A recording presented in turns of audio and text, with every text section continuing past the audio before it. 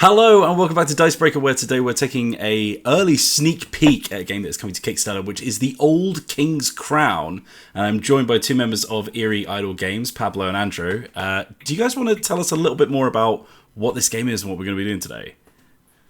Yes. Absolutely. So, hi, my name's Pablo. I'm the designer of the game, or lead designer, and an illustrator. And yeah, so we're gonna show you the game, and we're gonna hopefully play some rounds of it, which I think will be fun. And the game is a game about it's like card play, and there's it's on the board as well, and it's a strategy game. And we'll see it all hopefully play out. Yeah.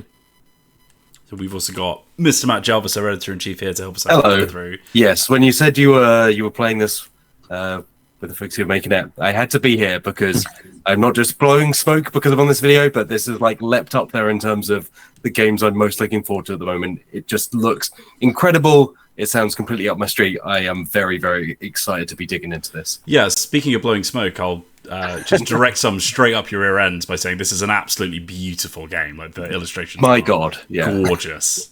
Absolutely Thank you. gorgeous. Thank you very much. Thank you. That is very kind. It's been years in the making. And I said this before, but I will say it again. Everything you're still seeing is prototype. And so if you see duplicates of artwork, like here are two culprits staring me right in the face, by the time that this reaches people and the game is complete, those will all be unique bits of artwork. I just need to finish them. All right, perfect. Well, without further ado, then, should we jump in to a little rules explainer? Sounds great. Okay, great. So, a few things about the game. There's certainly some mechanics that will feel similar to other games, and then in other regards, there's some things that will be quite different or will subvert that thing. So you'll see some stuff that feels like a deck building game in some ways, but then it will change how that works. And in this kind of area control, but it is also maybe different from what you might have played in other things. So the premise is there was an old king, and they've gone missing under mysterious circumstances. And so we don't know whether they've been king-leered and they're wandering around the moors all mad, or they've been offed by one of their children, or something else. The king is gone, there's a power vacuum, and so it's being filled by 4 heirs. So 4 heirs are going to try and take over the kingdom, and you play as one of those heirs. And each of those heirs is at the head of a unique asymmetric faction that kind of represents a portion of the society of this world, or a kind of coalescing of people around a certain ideology or ideas. So, to win the game, you have to accrue enough influence, which is this currency here. It's the only currency in the game, and it's going to be used for multiple things. But if you have enough of it in your supply at the end of the game, or at the end of a round, you will be declared the winner. So influence is the primary way that you will win the game, or it's the way that you win the game. And you need to have a certain amount of it in your supply at the end of the round. So if you go over a threshold, but then go under it again, you before the end of the round, the game carries on. And when somebody does go over that threshold, that essentially prompts the end of the game. And if there is only one player with that amount, then they will win. However, if there's multiple people, it's whoever has the most. And there is a final tiebreaker that we'll talk about later. Okay, so how do we play the game? Let's look at one of these sheets and go through it. So essentially, a round of the game is a year in the story of the world. And so the game is going to last multiple rounds, and these represent the different campaigns that people are going to go on, both military and political, and recruiting people from around the countryside and all these things. That's going to be what makes up a round. And then at the end of the round, the campaigns kind of end, everybody goes back to their headquarters, and they start planning for the new round. So at the start of the game, once we've set up, we're going to start at the start of the year. Now, this phase is skipped in the first round of the game because a lot of the stuff that happens in the start of the year has already been taken care of and set up. So think of the start of the year and the end of the year as a little setup phase, and the end of the year as a kind of cleanup phase. So in the first round of the game, we skip the start of the year, but very basically, we will be drawing up to our hand size, and we will be drawing from a deck of followers, and these are your most important asset. So these followers that we'll discuss in a bit are the cards that you'll be using to bid with and to otherwise interact with the world. And then, after drawing cards at the start of the year, we determine order. So if we look up here, what's order? Well, it's just how people are going to play their actions whenever it's specified that actions are in order. So this game has an interesting round structure where it kind of fluctuates between simultaneous actions that we're going to play together. And these actions will normally be secret actions or ones where everybody is engaged in the outcome. So simultaneous action might be playing your cards down in secret, and that's because nobody knows what you're playing, so you can all do that simultaneously.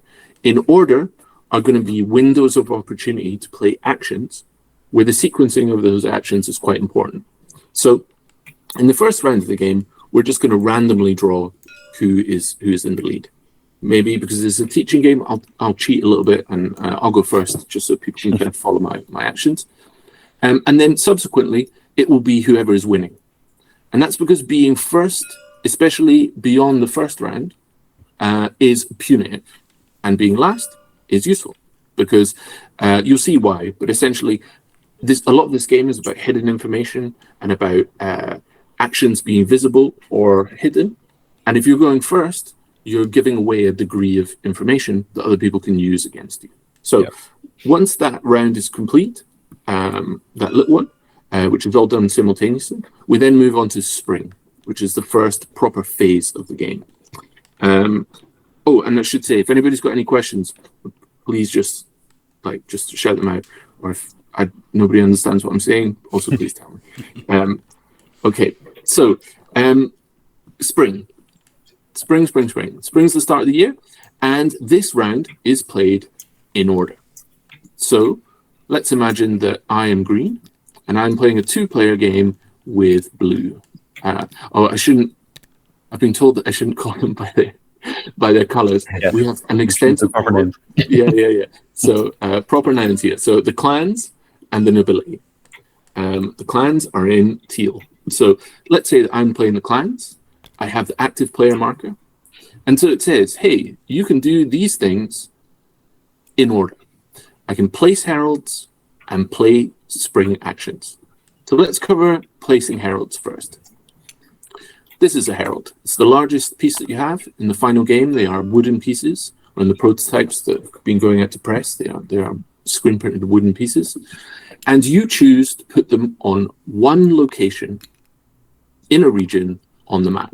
So a region is a row, and there are 3 rows on this main map. They are the highlands, the plateau, and the lowlands. So when you are placing a herald, you are placing them in a location, and a location is a subdivision of a region, and it's one of these squares. So there are 6 locations in the game. And each one of these locations are going to give you special rewards if you're able to claim them this round. And so your herald is saying, hey, if you win in this region, if you win the clashes that will occur in this region, and then you pick the wilderness as your reward, you're going to get an extra reward for having your herald. So at the start of the round, at the start of the phase, let's say I'm first, I'm going to place this here, right? And I'm going to choose. I can choose wherever I want. And what would be my reward if I won here? I'd get an extra influence. So now the reward here is not gain 1 influence and then affect this special ability, but it is gain 1 influence for my herald, gain another one for the wilderness, as it's written there, and then enact that effect. Wherever you see that little coin with the crown, that's influence. So you'll see it in lots of different effects and on the map and things like that. So basically, this is a way of doubling your rewards in this particular place. Now, what happens is, well, first of all, so I can do that, and then I can do any number of spring actions. So placing heralds is a mandatory spring action, and then I can do any number of optional ones. So, for example, let's look down on my player board here. Now, we'll cover these in more detail, these tactics, but all effects in the game that require this kind of interaction will have a timing window on it. So here it just says spring. So this means that while I have the active player token, i.e. it's my turn, I can play this action if I wanted. And these tactics, like I said, we'll cover them in a bit, but they are one, sometimes two use. So they get flipped over, and now this one has a different effect on it, but other ones kind of get used up. So in this case, I play this, and it says, hey, I can do this effect in there, right? Once I've decided that I've finished all of my spring actions, I would then give this to blue. And now blue is playing the same turn, right? Play heralds, any number of spring actions. So let's say blue doesn't want anything to do with the top region, right? And we'll talk about why they would know what they want to do in a bit. But let's say they want to go down here. Then if they win a clash in the bottom region, the lowlands, and they claim this location, they would get an extra influence. So the necropolis would be worth 1, 2, and then the effect, or the shrine. Or they might play it in the harvest field. And the harvest field is very simple. It's gain 2 influence. So there are pieces here, boom, they would get 3. Now, what happens if they decide to put it in the same area, the same location as someone else? Well, that's a perfectly legal move. Like the heralds don't block. They don't block placement. So in this case, what would happen is the winner of this region, if they then chose this location, because you don't need to, you could choose this as a reward, but you'd be missing out on the reward of your heralds. So let's say that blue called my bluff a bit, and they realized that they could potentially beat me here, and they do. Well, then they would claim 1 influence for their herald. They would steal 1 influence from me, if able, and then they would claim their reward. So rather than this location being worth 1 influence, it's now worth 3 influence. And so you can see how in a game where you might be trying to reach 15 influence, for example, the stakes have really risen here. So think of heralds as ways of organically increasing the value of regions, but at a potential risk cost. Cool. So once all players have performed their turn, i.e. playing a herald and any number of spring actions, the active player marker will just go back to the first player. Whenever you finish your turn, you always pass it, and it goes to the person in the order track, and the last person will just pass it to the first person again. So once that's done, we go to the next phase, which is summer. So we're moving through the year. So spring is all about tentatively kind of staking out your claims for the year. Summer is when we're going to start marching our followers and our supporters out onto the map to try and take a hold of these regions. So let's look at what we do in summer. So summer says, place cards at regions and the Great Road. And these little cheat sheets here are quite simplified down, but if we look at the proper round sequence here, we can see a slightly more thorough version of that. So it says, place cards. Simultaneously, players must place a card face down to each region. Then they may place a card face down on the Great Road. So that means that you will play exactly 1 card, and this is mandatory, to each of these locations, giving you a total of 3 face down cards, 1 at each of the regions, or each of the rows. And then you may play a 4th card, also face down, to the Great Road, which is here. And we'll discuss that in a bit. So let's look at these cards that you're playing. Here is an example. So this is an heir card. Heir as in the heir to the kingdom, not floaty. Let's look at the kind of makeup of these cards. So a lot of cards will have strength on the top, and that's the printed number. And I'll put this as an example of one that does it. So they have strength, which is the printed number, and you'll be using that a lot for different reasons. Then you have a trait, which is a kind of abstraction that has no rules attached to it, but is rather an identifier. So if you think of Magic the Gathering, like you might be able to target beasts or Phyrexians or something like that, right? Like it's an identifier, and a lot of effects will proc off having, like they'll like look for those traits. And there's the name of the card, there are keywords, and there's some flavor text. The keywords are the important thing here, rules-wise. And they each will have a little special rule attached to them, again, like a kind of card game where you condense a bunch of rules into keywords.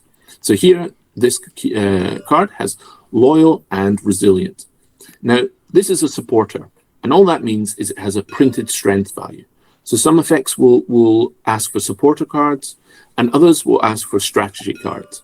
And a strategy card has no printed number here, but usually has some special effect down here.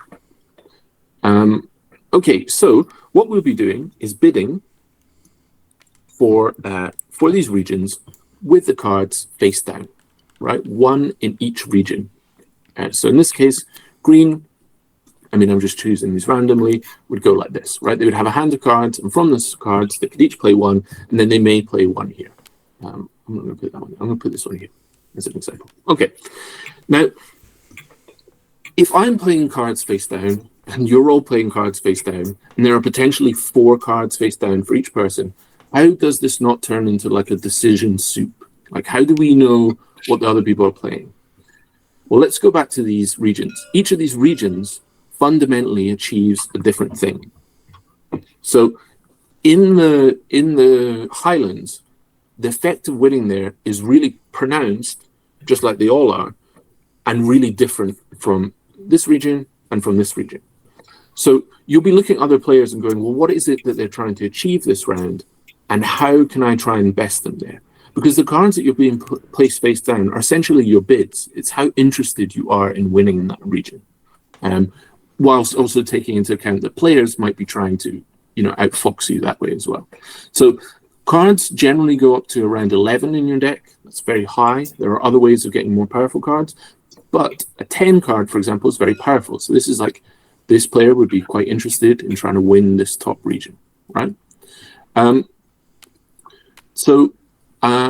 go to autumn when we'll talk about the specifics of each one. But basically, in summer, simultaneously, everybody just plays these cards face down, and you may play one here. These 3 are mandatory, and this one here. These are regions, and this is a separate area of the map, the Great Road.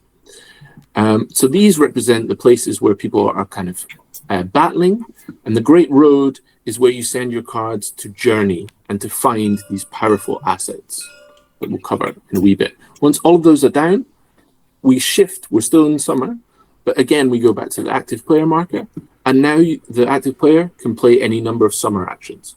So just like before in spring, there was a window for playing actions. There's one now, but it's summer actions. And you may notice that some abilities have a little lightning bolt symbol on them. So for example, end of the year here. Now all that means is that they can interrupt. So even if they don't hold the active player marker, they can go, oi, I want to stop what's happening. So think of them like instances in, again, something like Magic the Gathering. And I'm only saying that because I know how deep into that Wheels is. So, I was going to say, you are absolutely playing to the crowd here. I literally wrote an article about it this morning. I just keep winking at Wheels again. It's like, it's not, it's really different. But anyway, so with that done, once everybody has passed, the round ends, and then we go to autumn. So in autumn, the map will be kind of populated by a bunch of cards. Now I'm just going to do this real randomly here and just place some stuff. Yeah, exactly. Let's imagine that they'd also bid here. Okay, so come autumn, the map will look something like this. And that's because summer, this is where the troops and the followers and the spies have all been sent on their missions. And now come autumn, we're going to see the resolution of those conflicts. So the first thing we do is we decide the order in which these 3 regions are going to be revealed. And again, it might seem like, well, why is the order important? Well, the order will become important. It'll become clear. But basically, imagine that there are effects that when a card is revealed, i.e. flipped over, could then potentially affect another region. So there is a keyword called bolster. Bolster says, hey, add your bolster strength to neighboring regions. So in this case, let's say this card had bolster, it would now be adding its bolster value here. So that's one reason why you want to sequence it.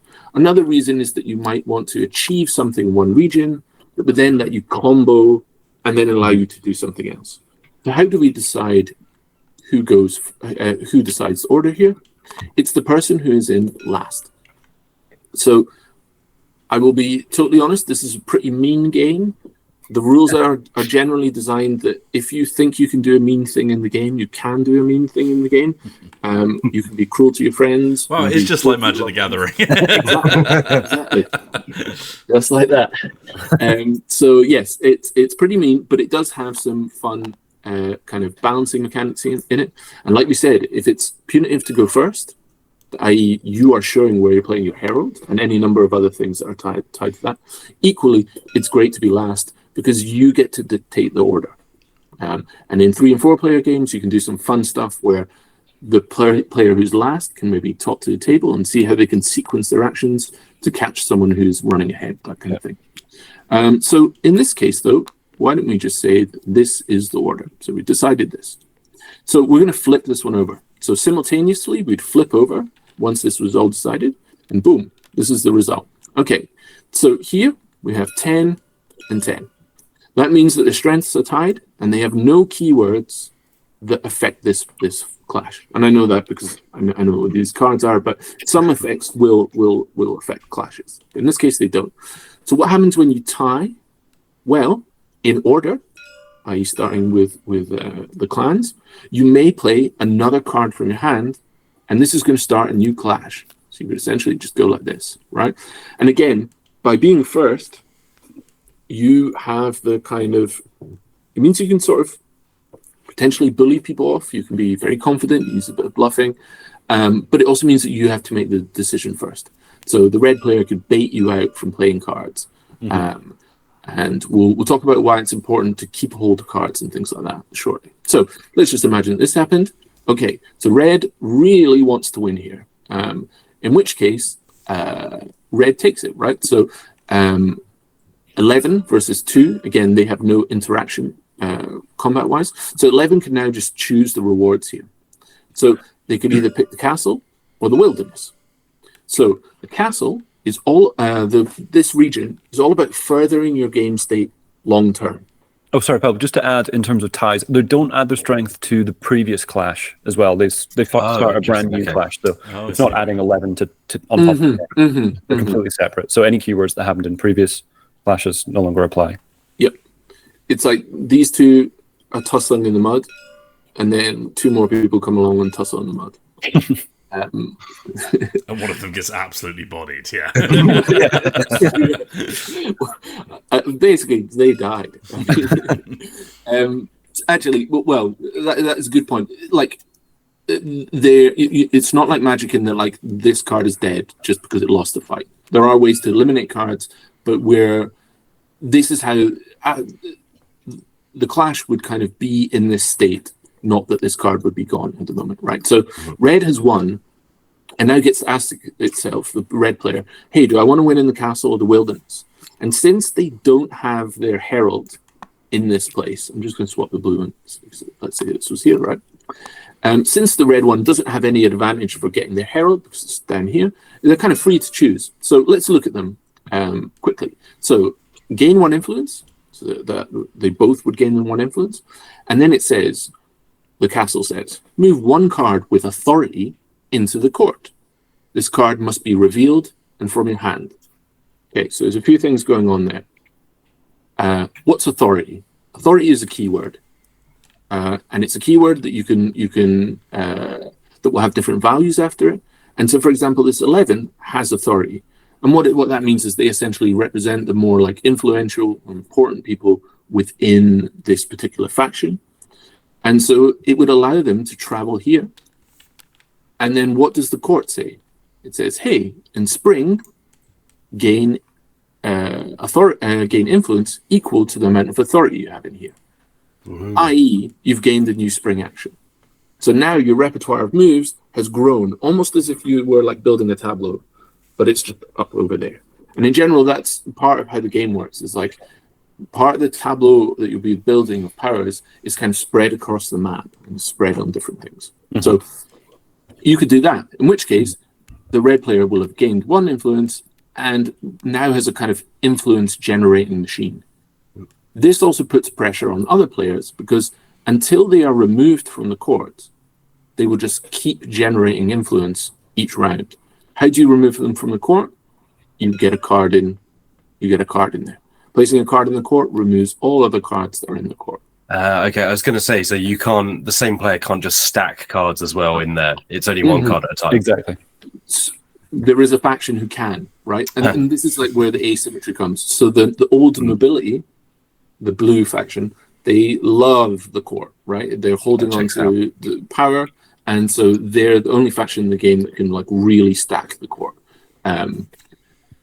So they could do that, or they could win in the wilderness. And again, think of each location kind of as a mirror image of the other one in the region.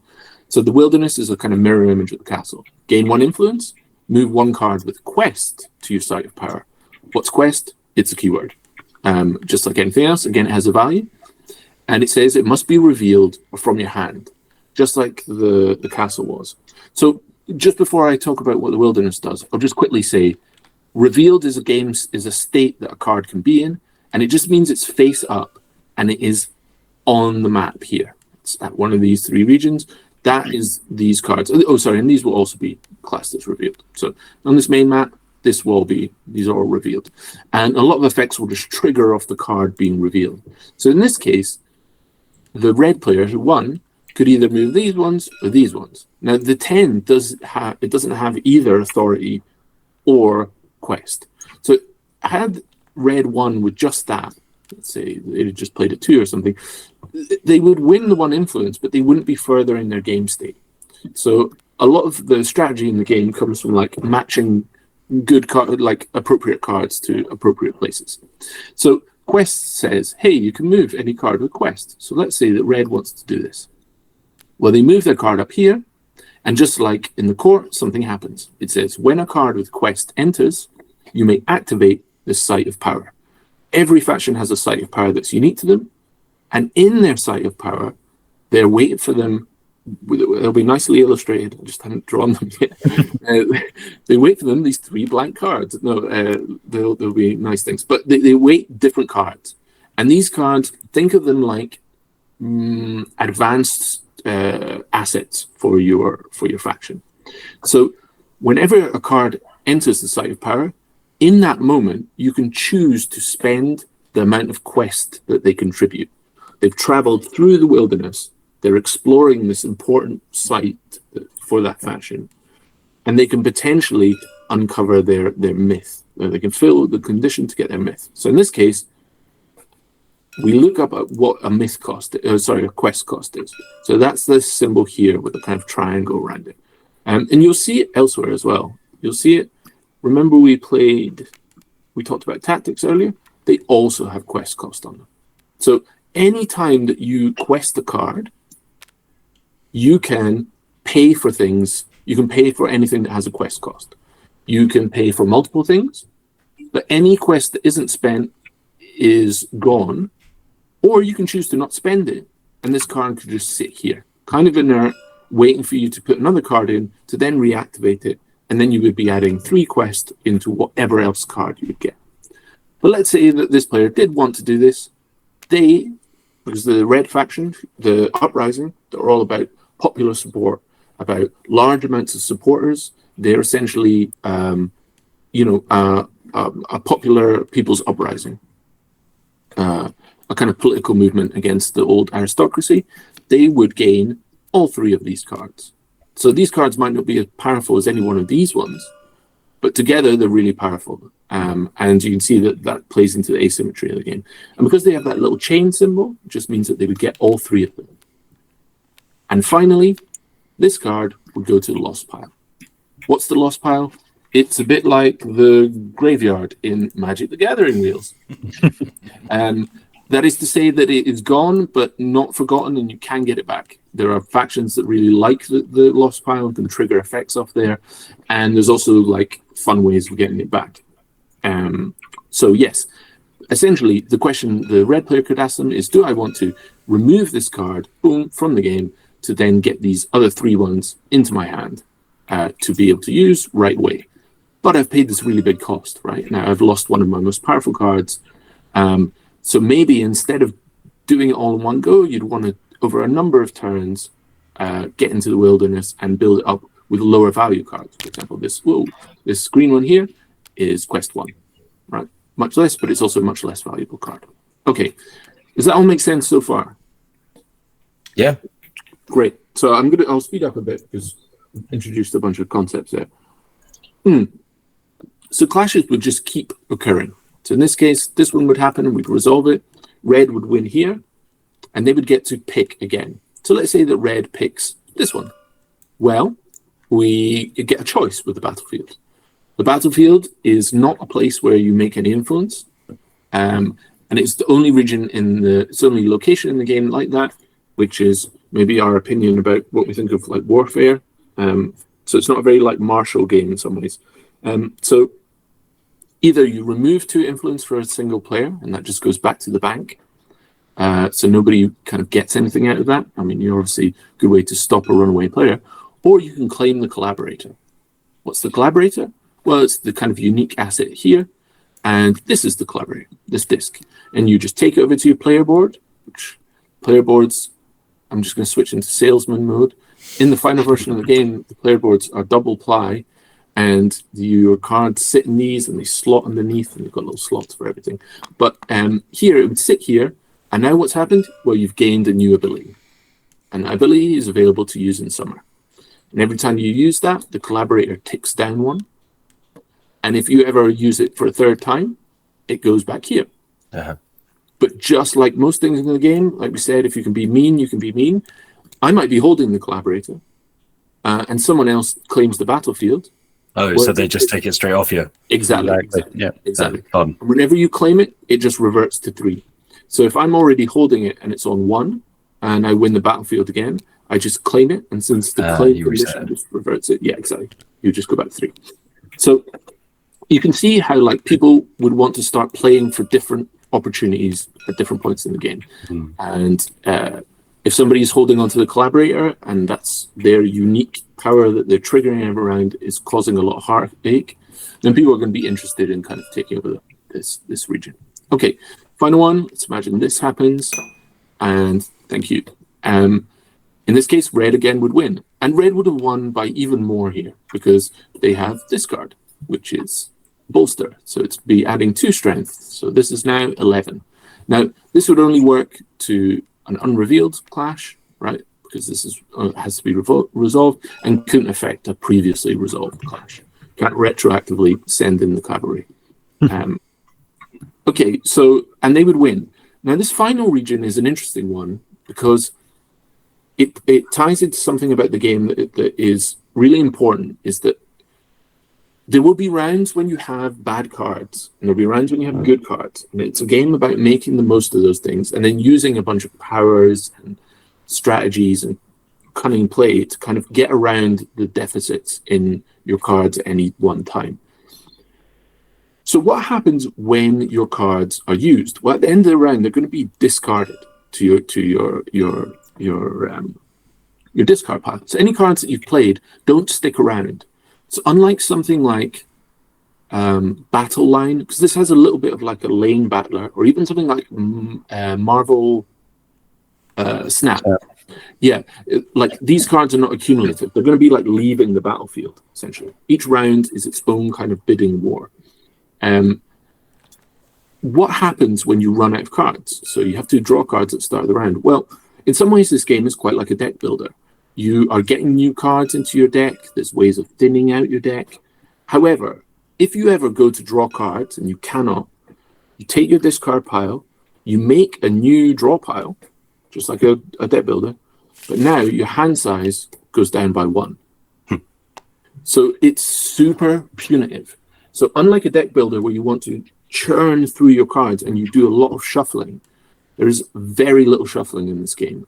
And rather, what you're trying to do is curate your draw pile, not mill through your discard pile. And how do you do that? Well, one of the main ways you can do that is by using this bottom region. So in some ways, this region is the least glamorous, but it's kind of the most vital. In fact, when I first designed the game, it was called Necropolis, because this region was kind of in some ways, the most important. Now, it isn't. They all have their value, but it's new players sometimes don't see why this region is that attractive. But there is the Shrine and the Necropolis. Each one gain 1 influence, but they're all about getting back cards. So the Shrine lets you take back cards you've already played this round and put them on the bottom of your draw pile. And the Necropolis lets you get back cards from the discard pile. So now imagine that your opponent has got a stacked pile of great cards in the Necropolis. Not only does it benefit you to potentially get back your own cards from there, from your own discard pile, but by blocking them, you're essentially blocking them access to their best cards. And because the decks are really small, you will churn through them in a game. So unless you make steps to do that. And you can also increase your hand size, and there's a bunch of tricks you can do. But essentially, it's really important to keep your your supply of supporters healthy. Okay, we are approaching the end of the teach. Sorry. Everybody following along so far? Yeah, absolutely. Yeah, it's making sense. It's interesting, the references to Magic the Gathering, because I know that you would obviously reference Oath as inspiring it a bit. It's just fascinating to see there's a bit of auctioning in here. There's quite a lot of card play and keywords. There's obviously the controlling of places on the map. It's a really fascinating hybrid of a lot of different things, like you said. Cool. Familiar aspects but coming together in a kind of new way. Great. Oh, that's good. Yes. Just as a quick aside, a lot of comparisons get made to Oath, which is very flattering. I love that game. I think it's one of the best games ever made. I think it's remarkable, and it's such a beautifully put together proposition. I think it's incredible. And Cole and Nick Bruckman in particular, they helped in the design of this game. They guided us and were available for development time and for development direction. And the final game that we have is definitely owes a huge debt to them and Leader Games. And I think sometimes when people look at this game, they think, oh, I see Oath in this. It's a colorful fantasy game about deposing monarchs or about monarchs in decline or empires in decline. However, the game is mechanically really different. Perhaps the similarity is in building a tableau of powers, your was it retinue or corpus past anyway, the different followers that you can have in Oath. Anyway, so once that's done, we move to winter. So winter's near the end of the round, and again, let's have a look. It says resolve the Great Roads, claim Great Road rewards, and then play winter actions. So you see there's a pattern there. We do a simultaneous thing, and then we do turn by turn. Hey, I've got the active player token, I'm going to play some powers. So the Great Road represents you sending out a party or an individual to explore the kingdom at large, to find followers and artifacts and areas that are going to be able to help you in your mission to claim enough influence. Okay, so here's quite a good example of what could happen here. In fact, you know what? I'm actually going to take this card out just to help with my example. That's better. Okay, so whereas victory in these regions, they are clashes, right? They are kind of tests of martial or political or spycraft, right? In these regions, and there can only really be one winner. It's very binary. And so, like we said, you can block people from accessing the Necropolis or the Shrine just by beating them in this place. And so, because you will be the winner and they will not. However, the Great Road is much more like a shopping trip. Instead, what we look at is the strength of your followers. And in this case, or there's very few keywords, but certain keywords that will say you can also use them in journeys. And that's what's happening here. But instead of fighting each other, the number of the card just dictates who gets to go first. So in this case, a 7 beats a 10, because the 7 is more valuable, i.e. they were better equipped for this trip. Or they were more charismatic, or they were any number of things. Just that sense that this was a more successful journey around the kingdom. So what can they do? Well, they can take one of these cards, and these are called kingdom cards, and they're all completely unique. And I will say right up front that they are not balanced in any way. I mean, obviously, we try to avoid completely breaking the game, but we're interested in creating strange game states, like or tense game states. Instead, and there is no cost for these, right? You'll see that you don't have a price, you don't need to pay coins for them or anything like that. Rather, the value of the market is dictated by the players. If there are a bunch of really powerful effects, or effects that obviously are going to synergize with someone's game state, then that naturally inflates the kind of value of this region.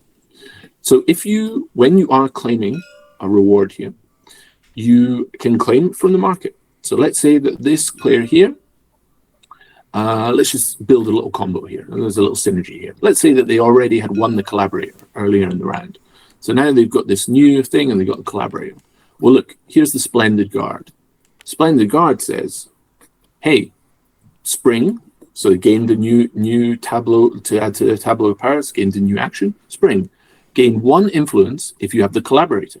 Boom. Additionally, your collaborator does not rotate after use. So now you can see that this would be a kind of fun little combo here. And this faction, they're like a pretty strong martial faction. So this is good. Like this combination here plays really nicely with them. These cards are all neutral, so you can get all these fun combinations where, you might get a more martial faction, but they have some other ability attached to them, or maybe they do have it, and so on. Anyway, what happens to this card? It occupies it. And remember we said that we're bidding face down, and how do we know what other players have? Well, this is all that. So if you have a card in the court, it's visible. If you have some cards waiting at your site of power, they're visible. These are visible. Your occupying cards are visible. So everybody now knows, hey, that teal, the clans, doesn't have their 7. And discard piles are also open information. So you can start to glean what other people have access to, and that can inform your choice of bidding and how you play the game. So while they're occupying, they're essentially out of the game. If at any point, let's say it's a subsequent round, and greens, let's say they bid another time, the market would get refreshed and stuff like that. But let's say they wanted they got another card. They could either put it here and do this, for example, and they would have another one, or they could just knock out their other card. And this would get returned, which means it just goes to the bottom of the deck, and this would bounce into their hand. So they'd get the 7 back. So in that way, you can do fun combos where you untrap the card that is there. Mm-hmm. Now, let's just imagine that this had happened, and we were on a subsequent round, and let's say that this was the case. So it's another round, and red has been occupying this place, and let's say green has one here. It's a new round, and they've been bidding, and let's say that only green was bidding here this round. Well, instead of claiming a card from the market, you can also steal one. So again, if you want to be mean in the game, you can be mean in the game. How do you steal? If this number is higher than the occupying card, you get to take it. And what happens to the occupying card? It bounces into red's hand. So in that way, these assets that you're acquiring are also really fluid and are going to be moving around the board and causing trouble potentially for multiple players. Okay, so once everybody has resolved their bids at the Great Road, we move on to winter actions. And winter actions, I'm just going to quickly make one more point about winter, and then we're at the end of the year, which is essentially just tidy up. So let's take this card here. So, and this will let me cover everyone's decks are basically the same. You have one unique card. We'll talk about it in a second. And we're tweaking some of this. There might in the end be two, right? But the fashions are asymmetric in very different ways. Like, for example, everybody only has one of these, which are war machines, right? And that's denoted by that symbol there. However, blue, because of the way that their certain powers work, they're closer to like having 3 war machines. So what we didn't want to do is fill the game full of more hidden information. Your opponent has got to keep track of, all right, that fashion's got 3 war machines. They've only got 2 in their discard pile. Instead, it's much more readable, but the face-up information is the things that create more of the asymmetry. So let's go back to this card here. It's got this keyword, which is, it's got this trait, which is war machine, and it just says deploy. And deploy is a keyword. And what does the keyword say?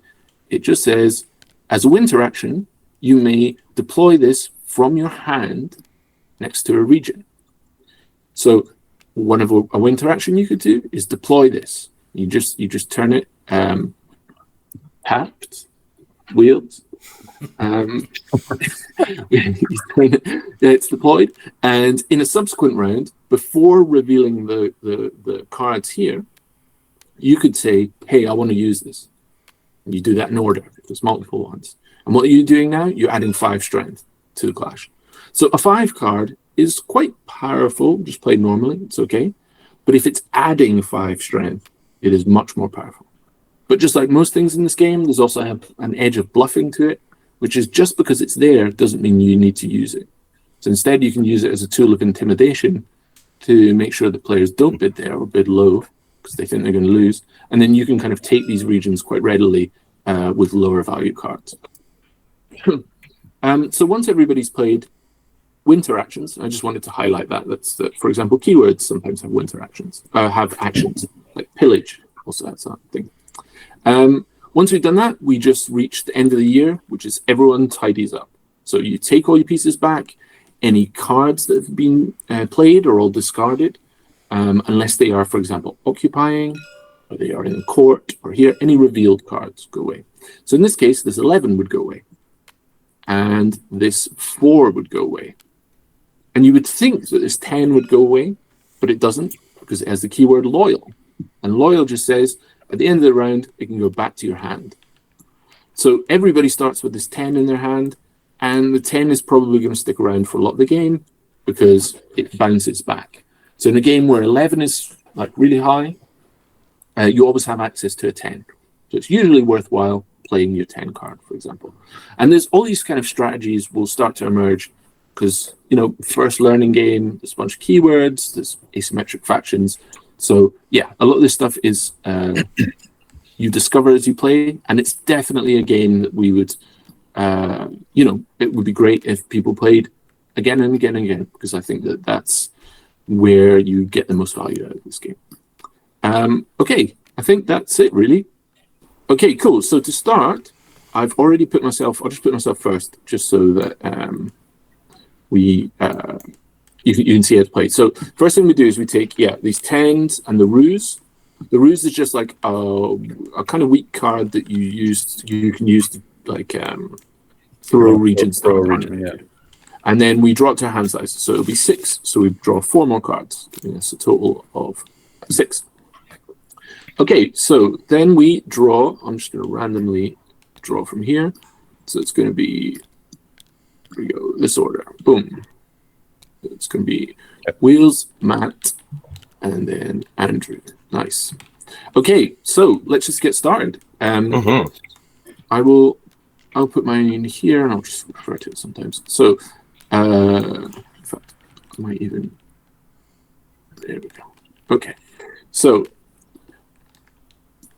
put this here, and we'll lock it up. Okay, so first round of the game, we just skip start of the year, right? So we just skip it, and so we just go into spring. So I'm going to take my Herald, and I'm going to look at my cards. I'm going to see where it is that I want to win. Or where you want us to think you want to win. Yes, exactly, right. There's no. These can often be used as tools of misdirection. Oh, I am gonna go. I'm gonna go here. I'm gonna go for the battlefield. Okay, and I don't have any more spring actions. So currently I'm holding an active player marker.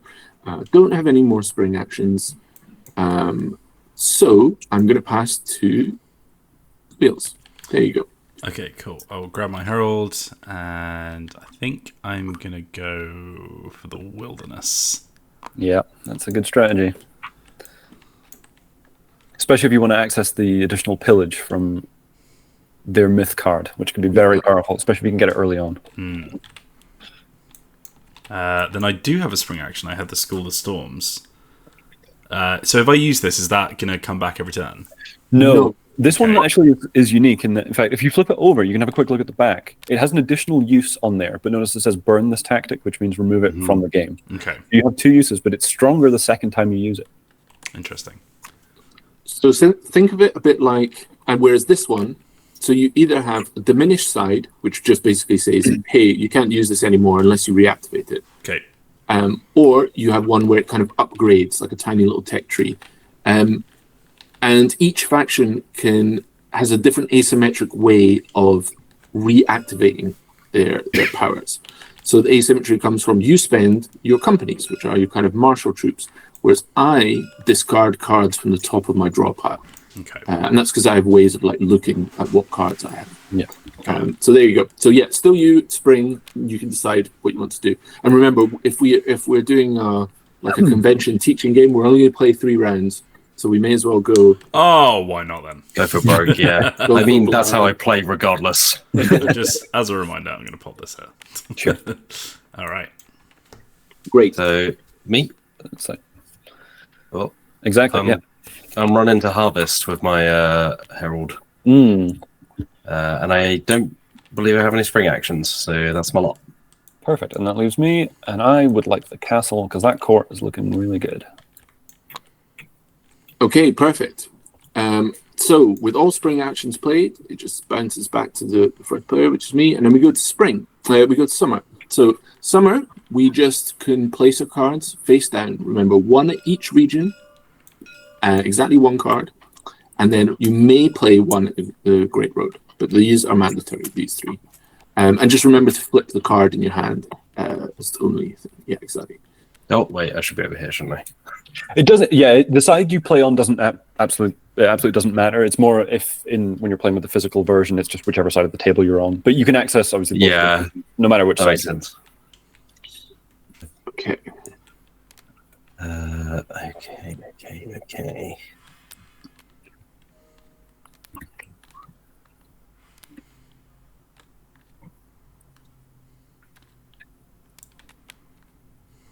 In fact, Oops, not that. I'm just going to put this here, and I'll put these tokens. So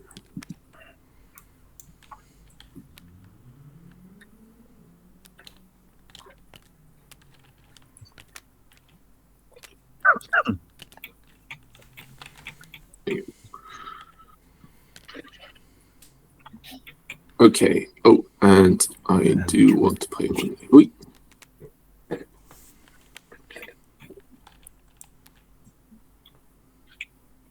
So a couple of notes.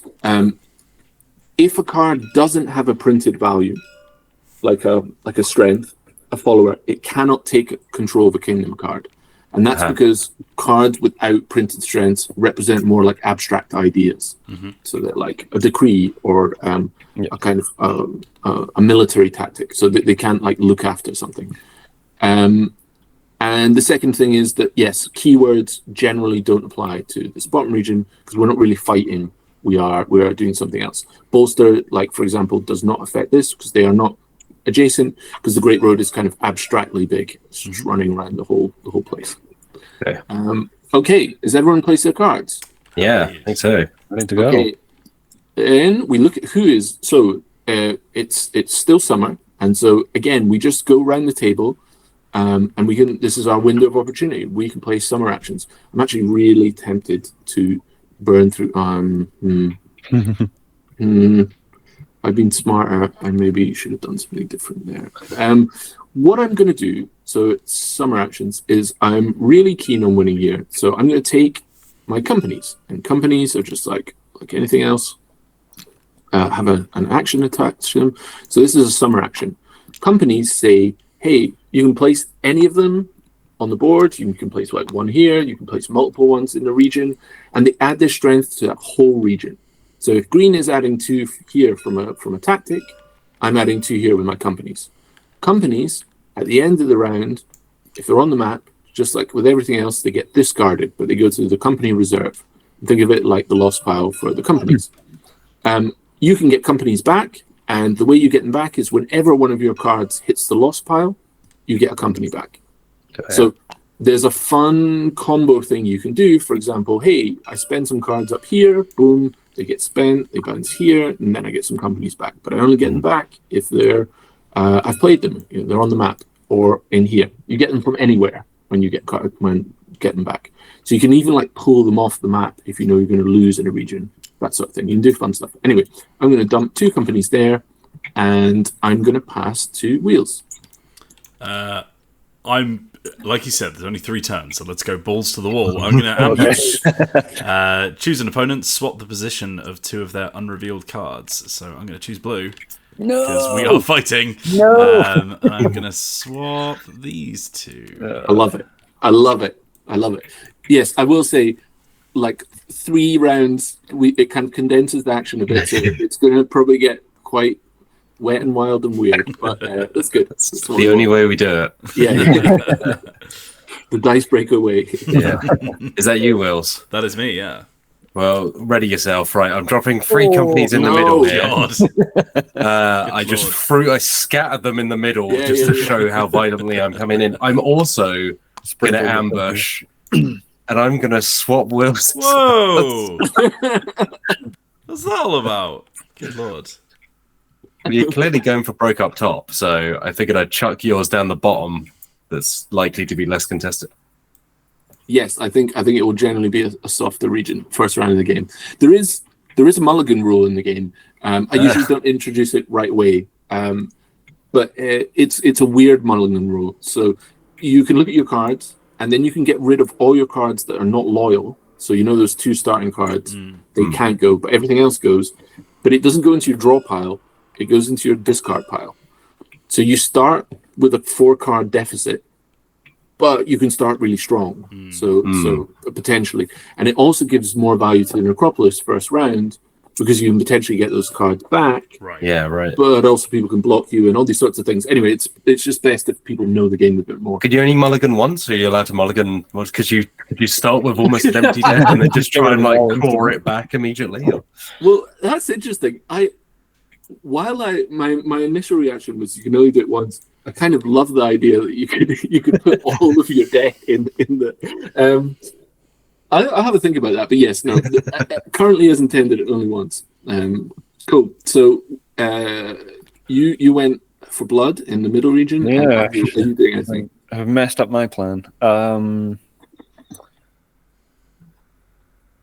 Well, I think I will take some companies here, and no, do you know what? I don't think I want to play anything. I'm just going to pass, I think. Okay, nice. So now that summer has ended, we go to autumn. And the first thing we do is we place these resolution markers, i.e. the order in which these 3 regions will be revealed. So Andrew, I think it's you too. It is me. I get to decide. I have got a bolstering card somewhere, so if you could just make that region the first region that's revealed, that would be fantastic. Right, I'll see what I can do. Well, I don't like that my card was swapped. So I think actually I would like to reveal that first and get them out of the way. Then let's do the bottom, and then let's do the plateau. Nice. So we're doing highlands, lowlands, and then the plateau last. So essentially, now that that's established, we're just going to do this simultaneously. So we're going to start, we reveal a region, and then we resolve it, and then once it's resolved, we move on to the next region. So starting, I will say, Andrew, thanks so much for doing that, because that helped. Oh, great. Yeah. Okay, so everyone, we just flip them over. 3, 2, 1. Side note, I love a simultaneous card reveal in a game. Like, it's just so good and dramatic. Oh my god, Matt! Yeah. Yeah, no wonder. No wonder you flipped. Yeah, both there of was a us. lot of like. I think this region looked very different before everybody Yeah. wild. Yeah. Okay, so since this is the first clash, we'll just quickly like go through it. The ruse is essentially this like invulnerable trap card. It doesn't do anything. It's like a 0. We are exploring making those asymmetric. I think that would be a very fun design direction, but we've been exploring that. But anyway, I have a 0, but I have bolster. I have bolster 3. Wheels is on 1, and Matt, you are on a grand 10. So actually, Wheels is on 3. 12. Sorry, 3. Sorry, yes. Sorry, Yeah. 3. Yeah. So yes, Matt, you take this, and now you can choose which location you'd like to win. Well, it doesn't have authority, so it's probably revealed or from my hand. But obviously, hand we've as only well. revealed Correct. 1 so far. So I'll take the wilderness. Nice. So you gain 1 influence. Mm-hmm. There you go, and then Thank you you. can play a card with quest into your sighted power if you have it. And this is generally, remember when we talked about resolution order, this is another way that you can kind of hamstring your opponents, which is... I would do exactly that. I will play this card with Quest 2. Yeah. Right. That's a really good card. They also have Pathfinder, which is really good, which means instead of going to the lost pile when they quest, like when you spend them, they go to the bottom of your discard, bottom of your draw pile, allowing you to kind of like cycle the cavalry round and round and round. Nice. That's cool. And that will have a drawing of cavalry, or like the gathering equivalent, just not. I'm loving that like Shadow of the Colossus style. Like, Yeah. It will be robot one of the cards, but it appeared in lots of them. Okay, so now we go to region 2. Yeah. Good luck, So everyone. go into the bottom region. The bottom one. Oh, region 2, yeah. Yes. Yeah. Okay, good luck. 3, 2, 1. Okay, so we have a 0, a 4 contributing its bolster over here. Yeah. And then we have the Scouts report. So the Scouts report just says you can retreat or you can reinforce. Yeah. Reinforce says play another card face down. And retreat says get out of dodge and take your herald with you, allowing you to not get stolen from. Exactly, yeah. If we both placed heralds in the same place, I could pull the card out and pull my herald out and not be stolen from. Yeah. But- So reinforce just lets you swap in a card from your hand. Exactly. Effectively. I know. Wow, damn, that's powerful. Yeah. It's like the Scout report seems kind of underwhelming, and then if you just couple it with certain cards, it's basically like a double whammy combo. So in the interest of just showing off a couple of tactics, and because I'm hopelessly bad at this game and I just want to get some influence, I'm going to play this card, which is a strength of 9. Which sounds strange because Pablo has a strength of 10 and should win. However, I do have a tactic that can be played in the strength step, which is I can add +3 strength to any of these captain cards or banner cards. And so I'm going to choose to activate that to add +3 strength to this, making this 12 now. And now I think I'm winning this region. You are winning. In fact, you have won this region. Yes. I don't think there is. Yes. There is. Now, I'm not sure it was actually worth doing that, but I just wanted some influence. Yeah. No, that's good. And hey, you could pull that 9 back. Yeah. Shrine. So so in this case, I will take the shrine, and it says gain 1 influence. So I'll take the influence to myself, and now I can draw place up to 3 cards in any order on the bottom of my draw pile. It must be revealed or from my hand. So I'm going to take these 2 actually. I'm going to put them both at the bottom of my draw pile. Yeah, that seems very useful. Bolster, I'm assuming bolster doesn't wrap around, by the way, because that feels like it would be. So having bolster in the middle is really useful as long as it goes first or second. Exactly, and so that's the counterplay to bolster is that it's most obviously played here, and this is the idea that like this is the center of the kingdom, like it's the place where the cavalry can kind of be most active. So it gives a little tell to bolster, but also, for example, I'm bolstering into the middle region in this case. Okay, so final region. It's a bit of a mess in there. So let's see how it goes. Good luck, everyone. 3, 2, 1. Okay, I think I've taken this, and you bid well with this, but I'm bidding. So I'm on 14. 15, 16. Yes. Blimey. I'm on. Do I get one from my herald or? No. So you're okay. on 14 at the moment. And you're on 15 or 16? 16. 16. But if we were to tie, Yes. how does that break? So we then, in order. So we would play another card from my hand. Exactly, and it's a completely new fight. So it wouldn't be like I'm adding strength onto 16. It would just be it's a clean slate. Yep. Whatever we play is what we play. Got you. Okay. Well, I'm gonna, for the sake of just going for it, I'm gonna use School of the Sand and take 2 strength off you, so that we're now drawing. So we're tied on 14. Now, so you're going to play well. Yes. Oh, I'm just so. You've got 2 cards in your hand. I only have 1, so I've exhausted my entire hand. So I'm hoping you've held on to your Joker card. In this case, because Pablo was first in the order track, he should really declare first, which gives you the option of whether you want to go afterwards. Oh, sorry, yeah. If he decides he just wants to throw that, you can play just any card with a strength, and you would. Oh, got you. So you don't have to play another card. No, exactly. If you okay. And again, one of the benefits of not being first. It's exactly because card economy is so important. You can kind of like bleed someone out, or you can just be like, if I think I'm not going to win, it's kind of pointless for me to put in a card. Yeah, right. Just keep bleeding out, and then it means that you could take it essentially for free. Let's say you had 2 cards, you could use your lower value one. Yeah. Matt, this is like a moment of bluffing. Like, how good is the card that you have in your hand? I mean, it's like you can tell from the number I've put in here. Like, I'm winning this area. Like, I'm not letting you have this. So you're gonna have to fight down to the bone to take it from me. Right. I'm in a real pickle. So let's do it for the interest of the audience at home. I'm gonna. This is for experimental purposes. For science. Good luck. 3, 2, 1. Okay, good. Okay, so in this case, what would happen here is this has got eliminate X, which just means I get to remove 1 card in the current clash from an opponent, from each opponent, I should say. So in this case, unfortunately, you take me out. Goes there. Now the danger there was that you played a shield, right? Like the low value cards, like this one, and that's because the agents are vulnerable to those shields. So that, i.e., these very low value cards defeat these incredibly powerful cards. So the risk there was that you had kept behind basically nothing, or like a very low value card, and you would have killed me. But that was the risk I took. Is that card also being bolstered from above?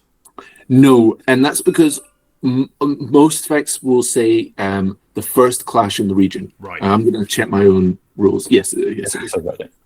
But yes, so generally, like, and the reason why we do that is because there's a very real tactical advantage to playing for ties and then keeping behind strong cards to resolve those ties.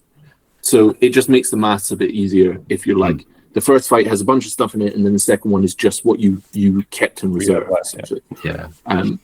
So in this case, I win. This is worth 2 points, which is nice. I don't get to steal any influence from you, and that's because we are not in the same location. My herald is over here, then I could steal from you. But instead, I'm going to take this. So I'm going to kind of fulfill on what I was trying to do, which is I'm going to take 1 influence because my herald is there, and then I'm going to choose between removing 2 or claiming the collaborator, and I'm going to claim the collaborator. So I now have a spy master working for me. Cool. So that's all of the regions revealed, and so now we move on to winter. And the first thing we do in winter is we just reveal all of our journeying cards at the Great Road. So just flip those over. Boom. Okay, I went low here. Okay, so we just look who's got the highest, and in this case it's Wheels. So Wheels, you just get to pick the first of these cards. This has got something. Right. Let's see. And sometimes if there's a card you don't want, you might want to just look to see what your opponent wants. Like, for example, Pablo definitely wants this splendid card. I do. I absolutely do want that exact thing.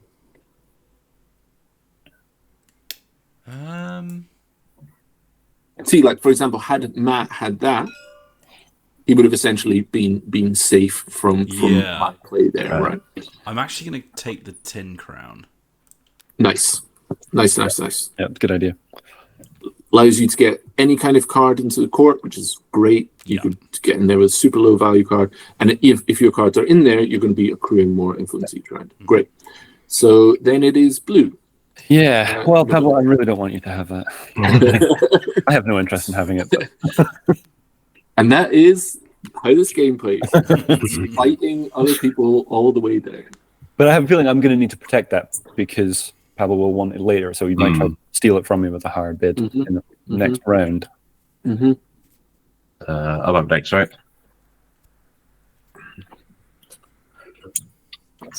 I would take the strange ring. Okay, cool. And I cannot steal from anyone because, like, by default, all of those things were higher than mine. I am last. I'm going to take the skeleton key. It actually fits in really nicely with my spy master, so it's a good little combo, and I will take it. It's obviously not as good as the splendid guard. That was a much better one, but cool. So I take that. It's not very well defended, but it's also like the other part of this is if your cards aren't very strong because they're not all balanced. You know, it's maybe a bit safer than it otherwise might be because it's got, its effect isn't like super devastating. I will say there's the final thing you can do. If you bid with a card, the third thing that you can do at Great Road is you could claim a card, you could steal a card, or you could consolidate your card, which just means that you take your bidding card and you slide it underneath, and this one pops out. Right. So let's say that Wheels wanted his 10 back in his hand. You could. I was wondering that. Exactly. Like you want to keep this effect, right? This effect's great, but you kind of want this back. Well, boom, you like slide it out. Essentially. Cool. And there is no condition to that. Like the card doesn't need to be higher or anything like that. You can just choose to do it. Cool. So the market refreshes. In this case, everybody took a card, so these all go out. And why don't we just quickly look at these cards? So from left to right, we've got the very goofy gambling den, which says choose an opponent's unrevealed card and name its trait. When revealed this round, if the trait matches, gain 2 influence. If it doesn't, you must give that player 1 influence. That feels very Magic the Gathering-y. That's like the right. Guess a keyword, guess a number kind of stuff. Yeah. Well, and now if everybody looks down at my spy master, and you can see how the game lets you run what is essentially inside a trading scheme.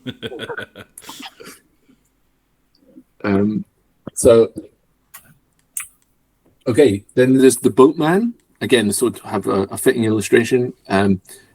Winter, search the discard pile for a card and place it in your hand. Very, very strong. You can get cards back. Airship port, one of your cards is removed from the court or the site of power, move it to your hand. So imagine that you have a card here, that situation with maybe putting an 11 here.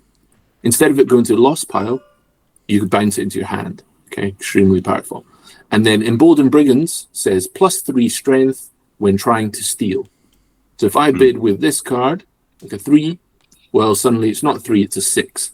And every time a Kingdom card is stolen by me or another player, you gain 1 influence because you're working with the Brigands.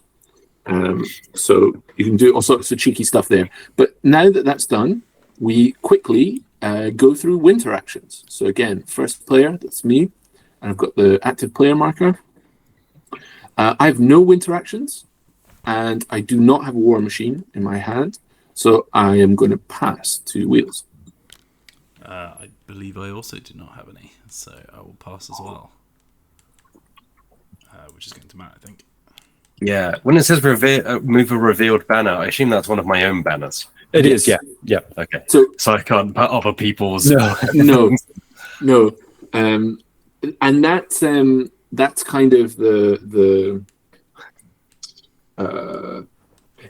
effects they'll specifically say opponents if they affect. Otherwise, it's always just affects your own. With this a revealed card, could I put my Fox card in? No, it's not considered revealed if it's occupying. Ah, got you. Okay. In that case, I don't think I have any banner cards to shift over. So no, and you didn't lose in all 3 regions, right? Yeah. No, you won the first region. You won up here. Cool. Okay, well, in that case, it shifts to Andrew. There you go. Yeah, and I'm going to play my War Machine because I deliberately kept it aside so I can deploy this at the top. Okay, nice. Okay, so in a future round, before revealing a clash in that region, he can say, hey, I'm going to activate this. It's going to add 5 strength. So it's a threat now to that region, essentially. So with that done, we essentially tidy up with the one rules wrinkle that if there's any cards that you never want to see again, with the exception of the ruse, which you can't do this to, because it says it can't end up in the discard or lost pile, you can choose to retire cards, which means that you just move them to lost pile, and then you gain back. You'll never see them again, or potentially never see them again, and you get back a company. But the way that factions could interact with the lost pile, it means that maybe you could get them back. So you can do some cool plays where you deliberately let a card go into the lost pile to then do something else with it. Cool. So you go there and you go there.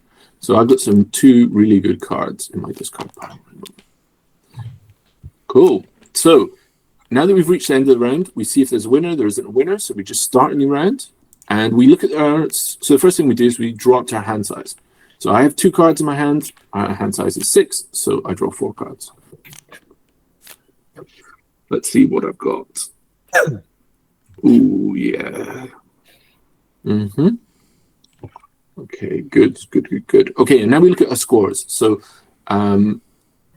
we are all, except for the clans, are tied on 1 influence, meaning that the clans are in last position, and then the order just changes here. So Andrew's now leading. Oh no. That's Bat, myself, and then Wheels, you are in 4th. Okay. So there you go, Andrew. Okay. There's the first player marker. Thank you very much. On you go. Yeah. So my spring actions are going to be to place my Herald first, and I just really like that court. I really want that. I don't have, I have a spring action on the Splendid Guard, but I don't have the Collaborator token, so I can't use it. So I'm going to pass to Matt. Question: if a card has an ability that states a phase it has to be played by, if you play it to a region, is that how you activate that ability, Yes, or would you then have to play it from your hand? No, you play it to the region as normal, and then the effect would activate in that region. So most of those cards will probably say something like Autumn on them because they're on reveal in Autumn. But if it has the lightning bolt, does that then it has to be revealed in order for you to then trigger that effect? Yeah, so there are no gotcha cards that you play from your hand. So everything is has to be played on the board, or has to be played as tactics. There's no cards that you go, hey, I'm interrupting you, and you play it from your hand. That doesn't happen in this game. So those cards, you would just play it face down, and then it would be revealed, and then it will have some effect in Autumn or whatever. And because it's face up and revealed, you can just go, hey, I'm going to activate the power that's on that card. Oh, yeah, okay. All right. Let's go down. I'll go in the Necropolis. Okay. And then anything else in spring? I don't think so. No, because those are all about burning cards from the lost pile, which I didn't have enough of. Cool. Okay. So active player passes to me. I'm going to activate Skeleton Key. So Skeleton Key says, Spring, look at the cards in an opponent's hand. Andrew, can you show me the card in your hand? If this is like a TTS quirk, this is very easy in physical version, but the best way to do this probably is Wheels and Matt. If you want to just press B on your keyboard. I think I can just slide them over into your hand. Oh yeah, okay, that's good. There you go.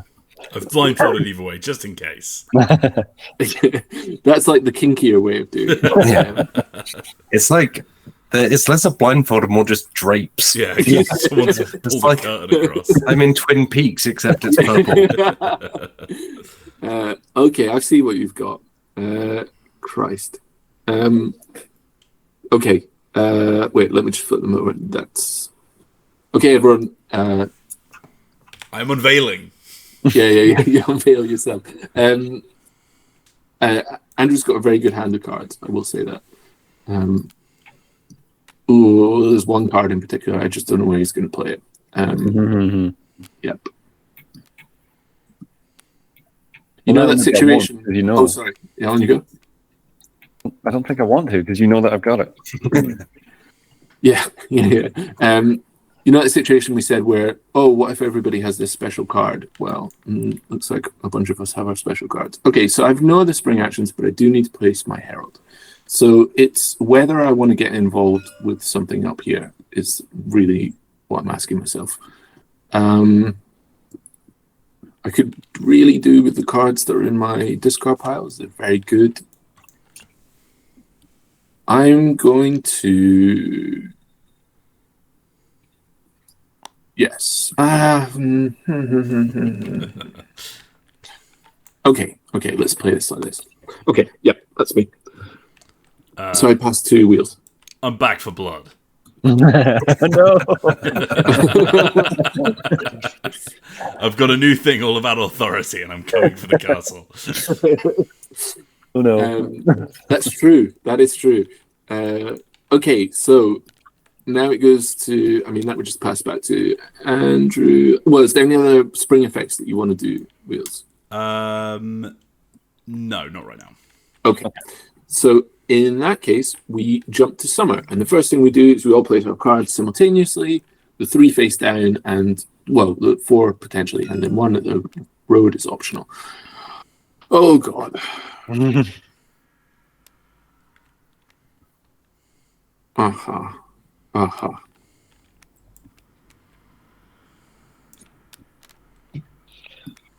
I'm a little worried here. Yeah, I mean, oh, God.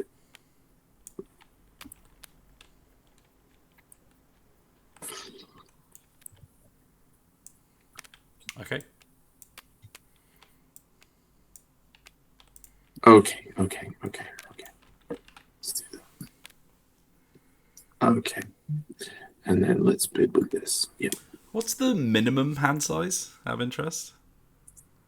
3. Okay, so you will always have enough cards. Yes. I did wonder that earlier. It's like, do you ever just get to 0 or 1? I don't think we've ever seen it happen. No. In like 5 years of play, we've never seen it happen. It's never happened. It's come close, but it has never happened. And equally, your hand size can go up to silly amounts, but we've put a cap on it at 10. Yeah. So, but if you have 10 cards, you're essentially just cycling through your whole deck all the time.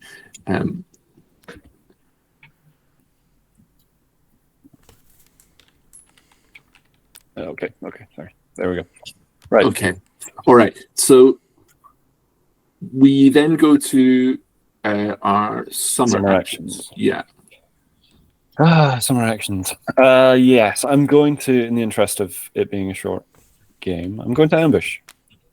Sorry, Pablo. I think they're all good cards. I don't think I'm right to do this. I think I've messed this up. Oh no! I think that was pretty good. Oh no, I don't think so. And then what I'm gonna do is I'm gonna play 3 companies. Oh wow. Yeah. Oh, okay. Right. Getting heated in the Highlands. Always is, Matt. Always is. Okay. Oh, okay, is that you? Yeah, that's me. I'm gonna pass. Okay, so then it goes to Matt. There you go. I don't have any actions, so Nice. you probably. Okay, I'm going to play Spymaster. Spymaster says, hey, in summer, look at all unrevealed cards in a region or the Great Road. You may exchange an unrevealed card or your unrevealed card with one of your occupying cards or one in your hand. So,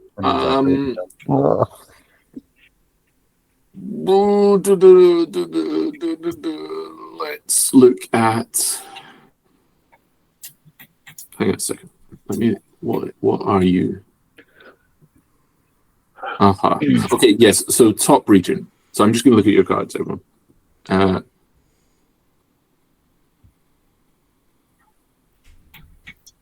Oh, interesting. I know exactly what you're going to do. Interesting. No.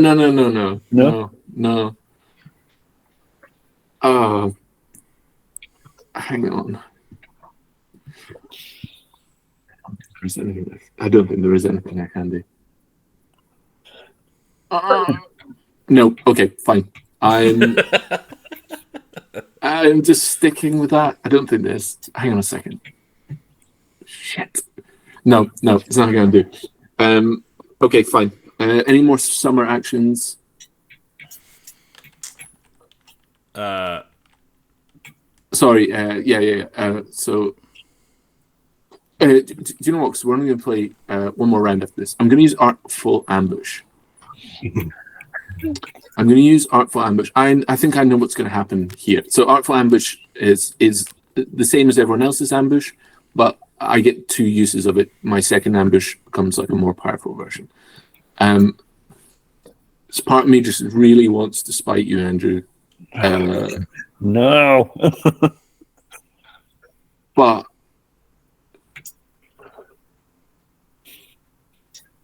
okay. Yeah. I want to swap these two. Okay. Oh!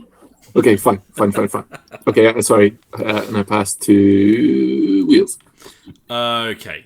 I'm going to pop just one company down on the... Oh, he's confident. On the islands.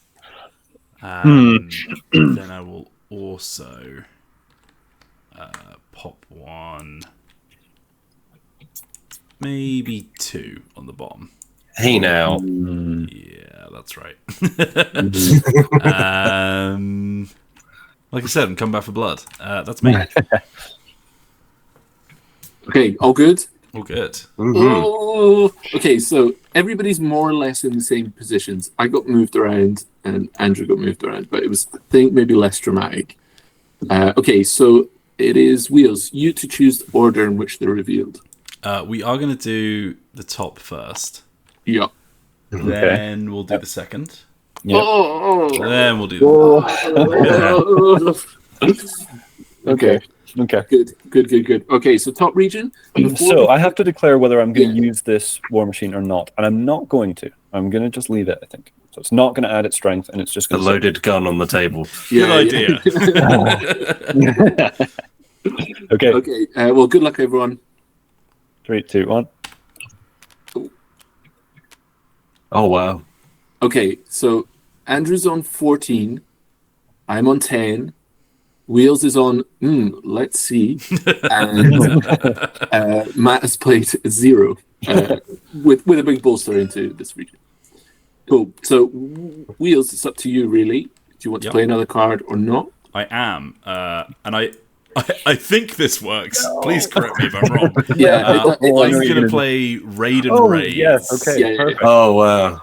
Yeah. Nice. So that creates a tie. It does. Which I can respond to with my startling battle cry. Yeah. Because I can win ties. Correct.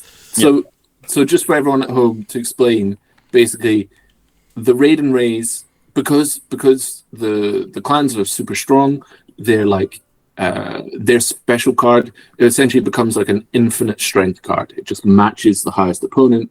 So had Andrew, for example, also played his war machine, even though he'd be sitting on like 19, this would just zip up. Would have been very funny, but unfortunately didn't. Yeah. Right. And then you're coupling it. Do you want to read it out, Wheels? So I have the Startling Battlecry ability, which reads, I can interrupt an autumn clash wherever it's resolved as a tie, and I will immediately become the winner of said clash. Strong. Yeah. I love it. So you win, and the stakes were pretty high there because there was all this stuff going on. So there you go. Oh, in fact, I'll just grab this. So now you can choose. You can choose the castle, or you can choose the wilderness. All right, so I'm going to choose the castle, Shokara. Because I'm also nicking from... you are indeed. Fun. So I'm going to gain 3 authority, 1 from, from Andrew, which One is pretty stolen. good. Yeah, that's right. Not to be sniffed at. That's very good. That's very good. I'll then move 1 card with authority into the courts, and the card must be revealed or from my hand. So technically, does my Raid and Raise have authority because of my petty crown? Does it have to have strength? My tin crown, sorry. Yes. Oh, yeah, of course. You've got the... Yes, yes, it does. It does. Could I also then put my Scouts report in there?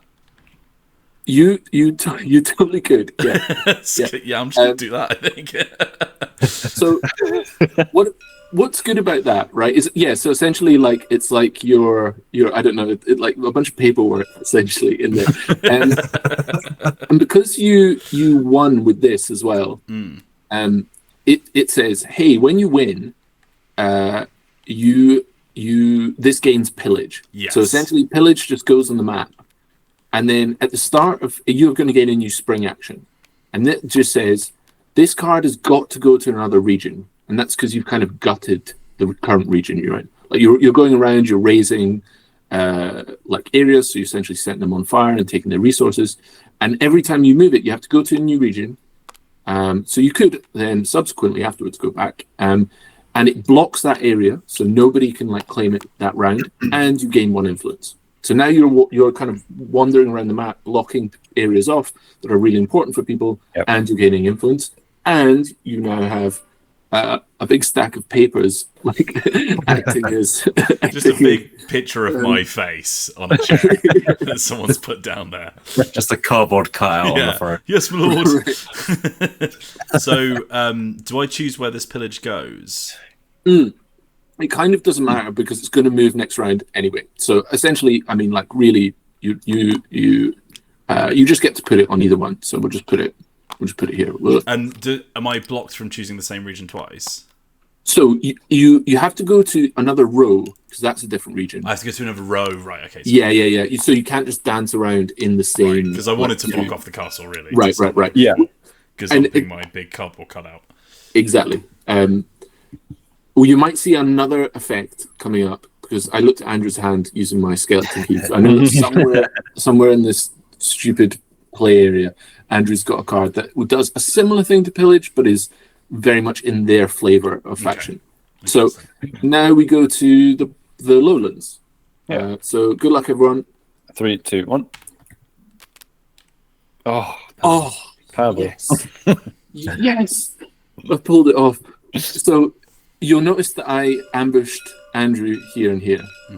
And that's because I'd seen his hand, and I knew I'd been able to look at this as my spy master as well. So I knew that it had to be one of these two, and I thought that he was going to be mean to me and try and block me from winning here. So the ambush worked real nicely. But basically, 10 strength. Wheels, you're also on 10 strength, because you've got these here. And then there's 2 special cards. So we do the keyword step, which comes actually before the strength step. So this says, keyword step, if there are any heirs or any captains to any cards with this crown symbol, which is me and Andrew, or unfortunately these, eliminate them. Thank you. Sorry. So mine has a keyword called resilient, which means if it would ever get eliminated, rather than going to the lost pile, it goes to your discard pile. Right. So your heir will never be permanently removed to the lost pile. Mine does not, so that will go to the lost pile. You died. Yeah. And then it says left did. Then it says end of the decree step. If you eliminated any of these, you win the clash. Otherwise, this card has no effect. Oh wow! So, jeez. Yeah, that works out great for me. I'm very happy with this. That works out perfectly for you, and you'll see why it actually works out very well for you just because of the next card, Andrew's secret card. But anyway, so I win. This is a no-brainer for me because I've got 2 brilliant cards in my discard pile. So I'm going to take the Necropolis. I gain 1 influence, and then it says, "Hey, shuffle your discard pile. Draw 3 cards." So I only have 2. So I take both of those into my hand, and then I can return any card. Not necessarily the ones I drew. I can do up to 3 of those. So I think I'm actually going to put this card. I am. So I'm kind of like I'm being a bit risky because I'm flushing my cards, but I don't really want to play with that card right now. So brilliant. So now we go to the final region. Good luck, everyone. Okay. It's all a ruse on the right-hand side. Well, there it is. It's not where I intended to play it, but it's where it's ended up. So I've revealed the Gilded Wall, which I would argue is probably the best card in the game. Oh, wow. And so it says, in the decree step, which is after the keyword and strength step, immediately end the clash as a loss for all players. I can place this card onto a available location in the region, and it gains Fortify. And what Fortify does is I can place it onto one of these. It can sit there, and only I can use it until it gets removed. And to remove it, instead of claiming one of these rewards in a subsequent turn, someone has to actively choose to knock this out to my discard pile. So you just basically burn your turn to get rid of it. Exactly right. Which in a game like this, people are really reticent to do. Yeah. So you could see, like, for example, let's say that he had gotten a card into the court. Yeah. And then he played that up there and blocked up. Actually, Wheels, you had that exact same idea. Yeah. Yours has got to move around. And pillaging cards are a bit more vulnerable, because the way to remove those is if you just lose in that region where you have the pillaging card, it gets removed. Yep. Whereas this is, Andrew gets to access the harvest field. No one else can.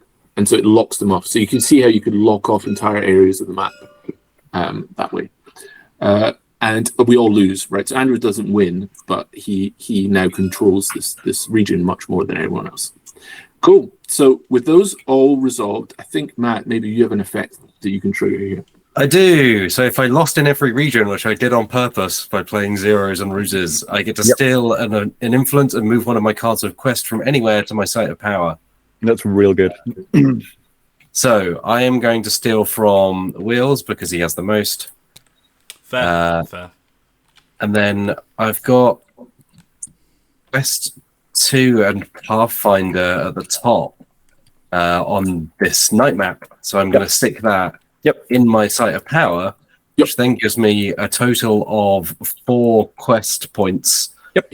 Which then allows me to unlock this Moon Vault and immediately turn it over. So this will be an illustration of like an ancient sort of door slowly unlocking. So when you flip it over, it says, hey, I'm unlocking. And now you gain a new winter action. Place 1 influence from the reserve here. Whenever you activate your site of power again, you can instead put influence on here instead of spending it to do other things. And then it says, if there's ever 5 influence on here, you get to bank 3 of it, and you get the strongest card in the game.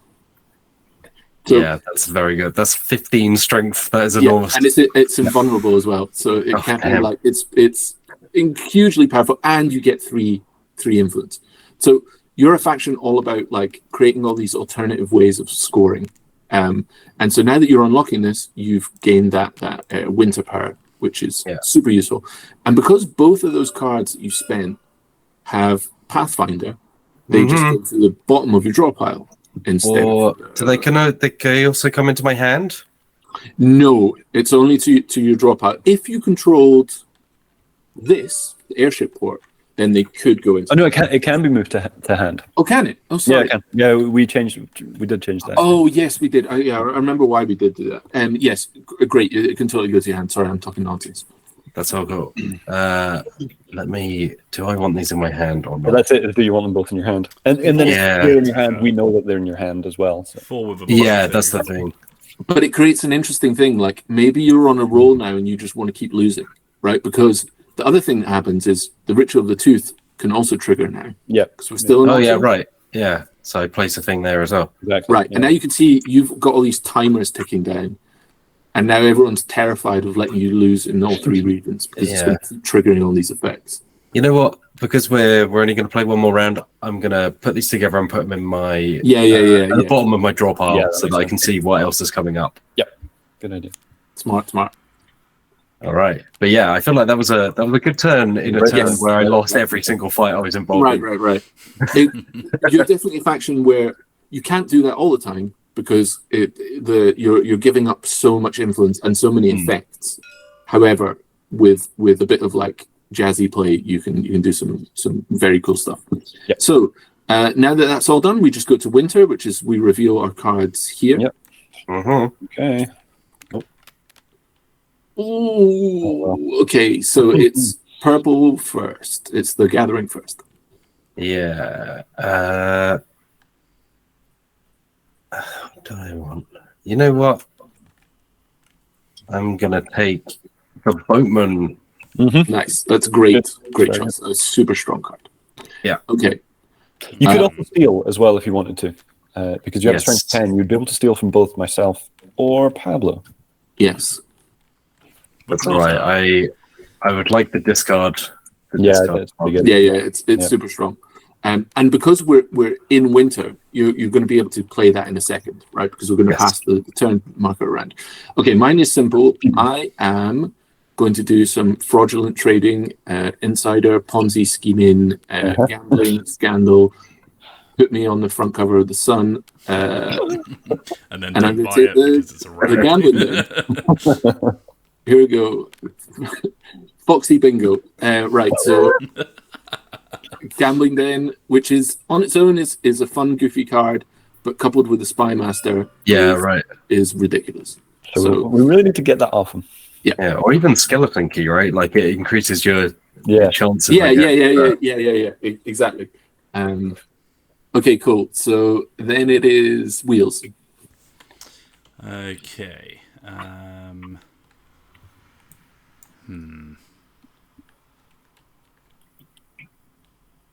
I'm actually just gonna grab my 10 back. Yeah, that's nice. That's a good. Like it's in your hand, right? Yes, it is. Yeah, straight in your hand. Yeah, that's big. That was good. I totally agree with that choice. That was nice. Yeah, no, that's good. Well, in that case, because I don't like Pablo having any of the cards, I want to try and give myself a bit more power to steal them. Cool. Where's your cash? I don't have any. Oh, is it gone? It's gone. It got stolen. Will stole it, I think, and then I stole it off Will's. Nice. Okay, right. So then we just refresh the market. Oh goodness, there's some good cards. Oh wow. Oh goodness. The False Throne seems very strong. Good lord. Yeah, False Throne's ridiculous. But the longer you hold on to it, the more like dangerous it becomes. Oh, you have to keep placing. Yeah, right. Yeah, you basically have to keep discarding cards to hold on to it because you're essentially trying to prop up your regime. And the sword that's left is it's ridiculous, but it has an interesting relationship with the card market because if you bid high for it and you get it, well then that card's going out, right? However. Oh no, the boatman just affects discard pile. Okay, so now that all those have been chosen, we starting with Andrew, just go around and any winter actions, we can play them. And that includes playing a war machine if you've got it in your hand, or any cards with deploy. No, I'm not going to do any. Okay, so you're passing to Matt. I don't have any banners to move to the lost pile. So I think that's pretty much it. Oh no, wait! Winter. Search discard pile for a card and place it in my hand. I will take the one card in my discard. It's a goodie though. It is good. Okay.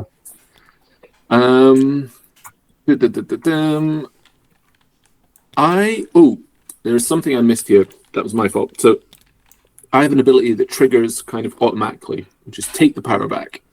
Any phase. Immediately increase your hand size by 1. Don't mind. I'm going to do this.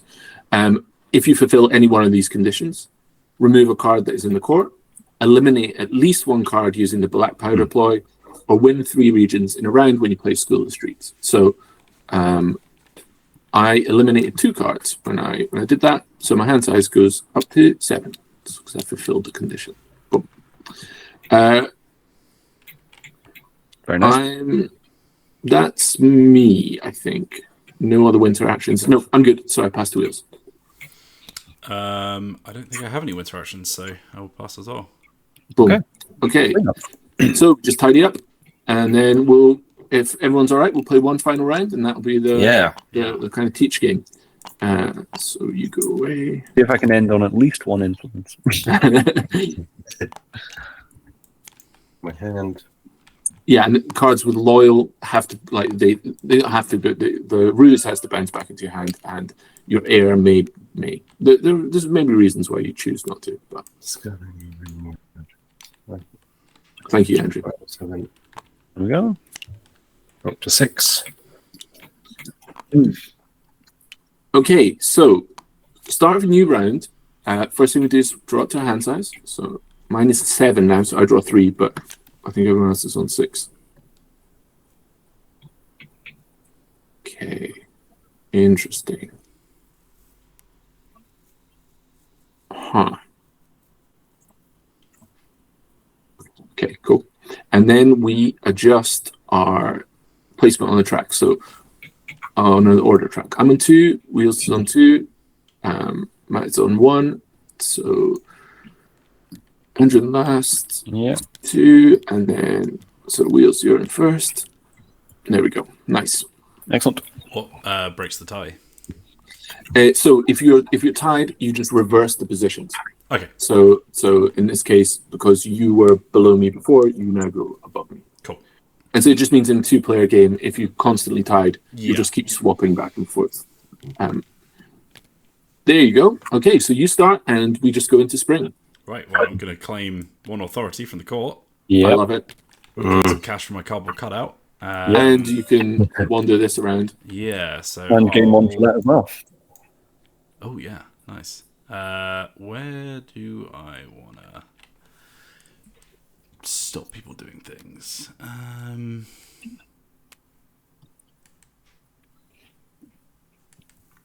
Discard piles are still pretty empty. I will.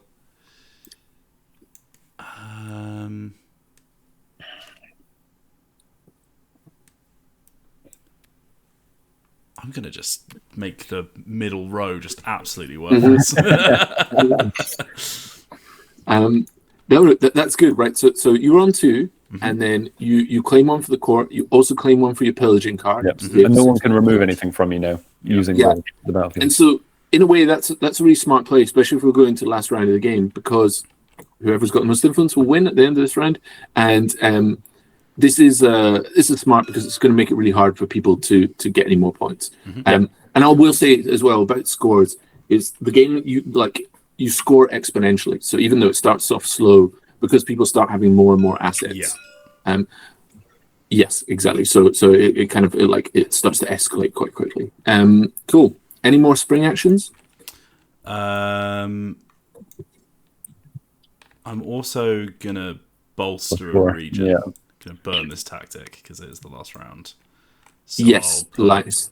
4 on. Put 4 on the wilderness. Cool. So that will just affect the whole region, right? It's a bit like a war machine. The top row. And then you can play your herald, or you have to play your herald. I will, yeah. Of which I will put on the wilderness, of course. Nice. Okay. So spring action, and everybody blindfold themselves except for Wheels can have a look at your deck. I'm going to use this. Not your deck. Your hand. Close the drapes. Yes. Okay. Oh shit. Okay. Cool. Yeah, you can take this back. It's good. Good cards. Good cards. Okay, nice. Thanks for that. And okay, so I'm going to discard 2 cards from the top of my draw pile. 1, 2. Ouch, they were quite good. To reactivate take power back. So in case I can grow my hand size again. And then I am going to do nothing else, and I pass to Matt. I don't think I have any spring stuff going on. Sorry, I should do this. Oh, I do need to place my herald bow, don't I? I'm going to place it next to Wheels. Oh. Oh, yeah. Yeah, you've got the most influence, you know? You've blocked off the middle, which is the only other way to really get a lot of influence. So And I think that's me in terms of I don't have enough cards to burn from the lost pile to reactivate my things, so I think that's my lot. Cool. Yeah. Okay. There you go, Andrew. Thank you. Okay. Well, I will. Any spring actions? Well, I could reactivate these, but I don't have any influence to pay for them to reactivate them, so I'll just place my Herald. And I'll pass, yeah. Could I just... Sorry, I've just realised that it is a spring action to reactivate things. Do you mind if I just reactivate these? You can do that if you like, yeah. Yeah. I was just going to bin off 3 of my companies because I've go for it. +4. Getting that ambush back because I realised that's going to be an issue. Smart. Okay, so we go to summer. So cards face down. Oof. Right.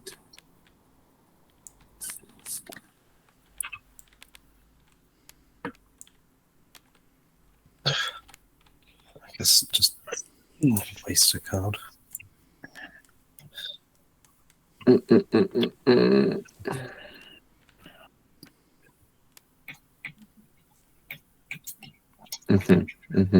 Love fighting over just burning ashes in a massive wall in the middle. Yeah, fun.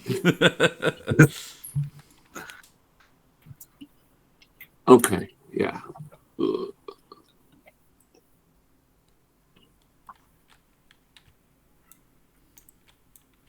Oh, yeah.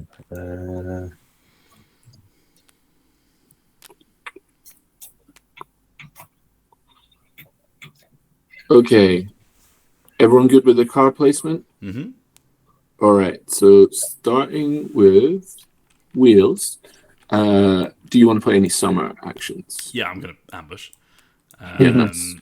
I'm going to swapsy. The thing is, I get the feeling that Matt saw this coming and has put his better card in the middle row because he thinks he's going to ambush it. Or did I think that you'd think that, and therefore I played the really good one next to yours so that you don't move I'm just going to swap the top and bottom, hoping that it is at least a downgrade, and we shall see. Okay, any other summer actions? I think that's the only one I've got. So I will... Yeah, just check. Yeah, I think that's all I've got, so I'll pass. All right. If you want to see an incredibly disgusting play, I mean, I did design the game, so this is what I'm about to do is so disgusting. But check this out. So I'm going to play Spy Master, which lets me look at all the cards in a region.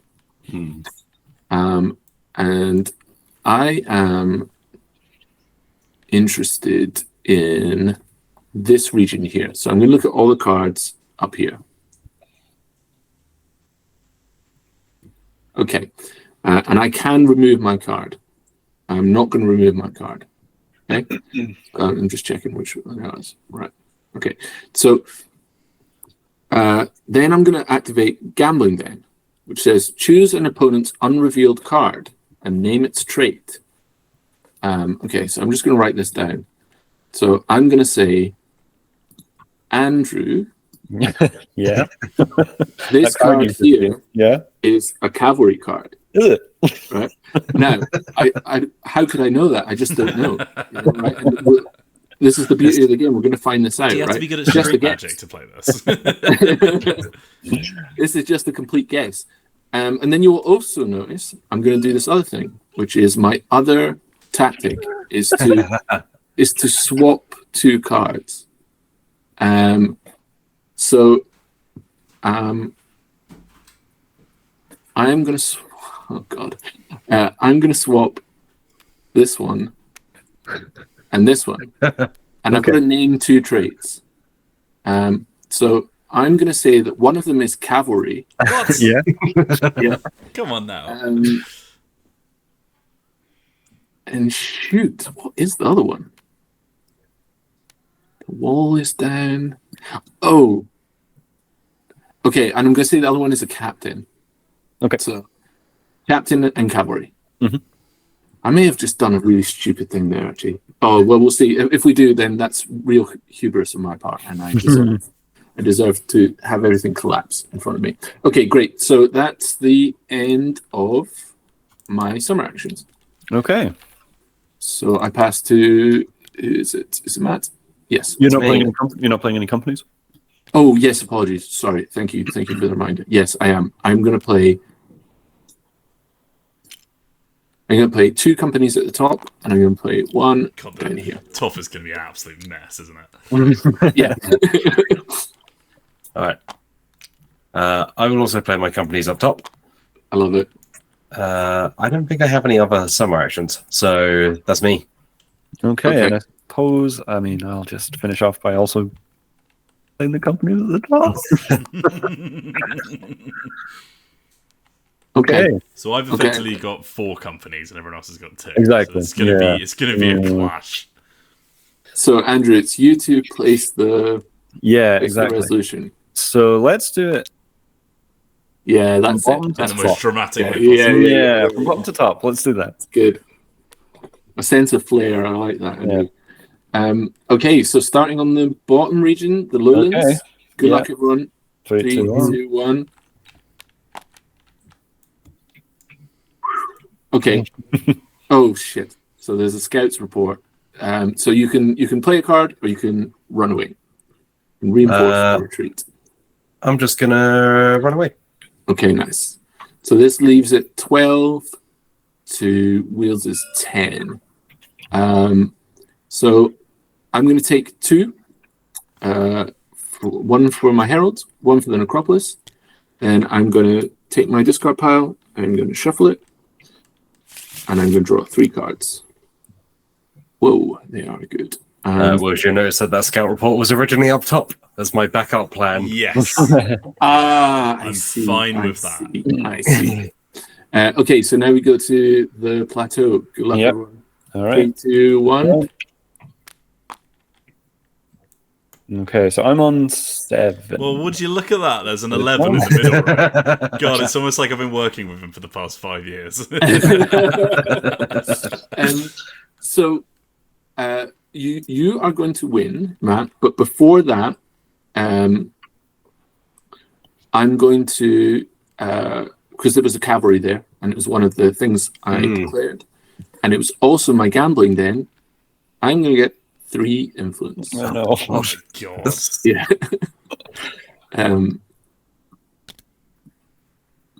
Okay. Oh. No, it's just start falling through the board. That's it. I'm just causing chaos at this point. I'm basically just trying to swap these for a 5.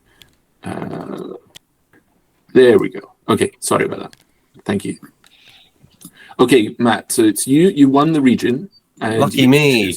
Yeah, well, it's like just what he wanted. It's like winning a car park or something like that. Yeah.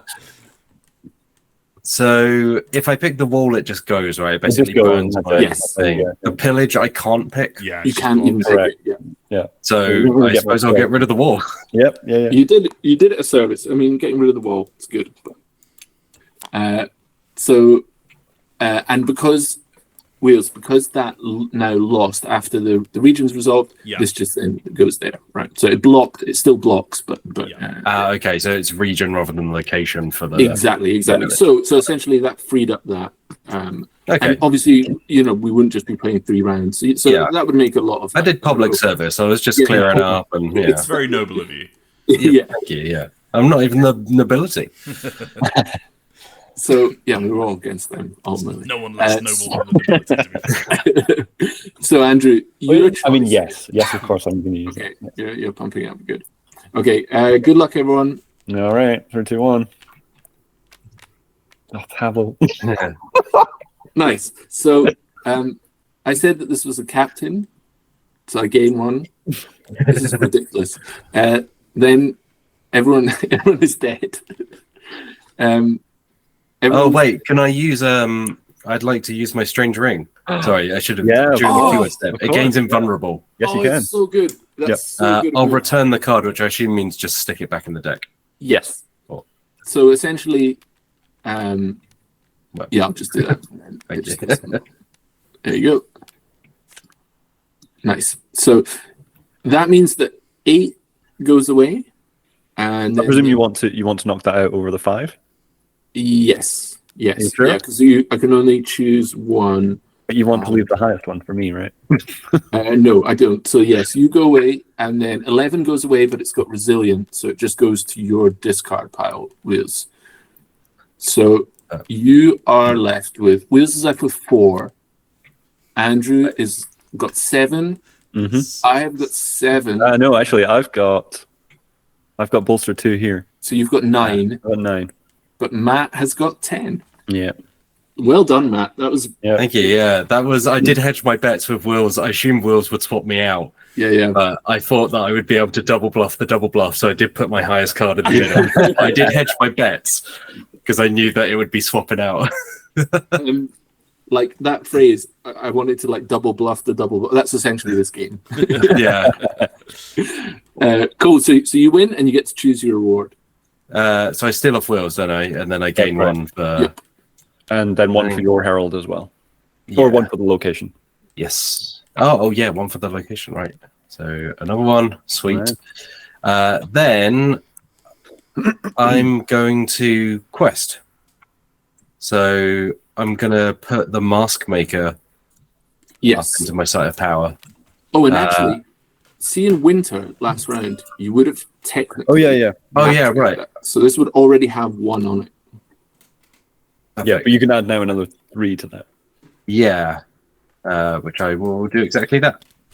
So then, oh, exactly. So then this that would go there. This would burn out, right? But you've got 4 on it, which means in winter this round you're gonna get it, which is very good. Getting that turn 3 is extremely good.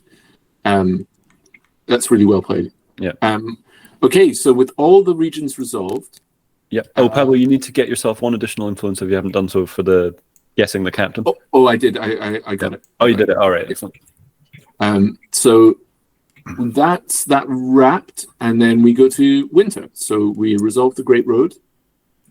Yeah. And it's Matt to go first. Truly the goat. All right. What do I want to do? I mean, it's all kind of. It is what it is. So with my card from here, go back in my discard because I used the ring. Yes. No, it goes to your hand. Go to your hand. Go to my hand. All right. Cool. Yeah. Do I want to steal something? Are there any winter effects I can steal? Am I wondering just before we finish the last moment thing? I don't think there is. I don't like it, no. Nope. Well, that's fine. I will take. Just to spite Wheels, I'll also take away his 10 crown. I'm not winning anymore. I'll take everything you've got, Wheels. Oh god, that's in my hand actually. Thank you very much. Oh, it does go to your hand. Dare Yeah. you, sir. Well, look who's wearing the crown. Crown. Oh, that's your card, not mine. I've taken mine. Is there anything you don't want from me, Matt? God. Goodness. I'll take the Union Members March because that feels suitably appropriate for my faction. Basically, that means in a subsequent round, like instead of the highest values winning regions, the lowest values. So it empowers the people with the less amount of influence in the not influence, strength. Yeah, cool. So I claim that, and then it's you, Wheels. I'll grab the False Throne because why not? Nice. That feels good. I feel like that's a kind of like thematic victory for you there. Yeah. Like I've grabbed that. Cool. So then we'd quickly do this, and then we would quickly look at winter effects. So starting with you, Wheels, I think, yeah.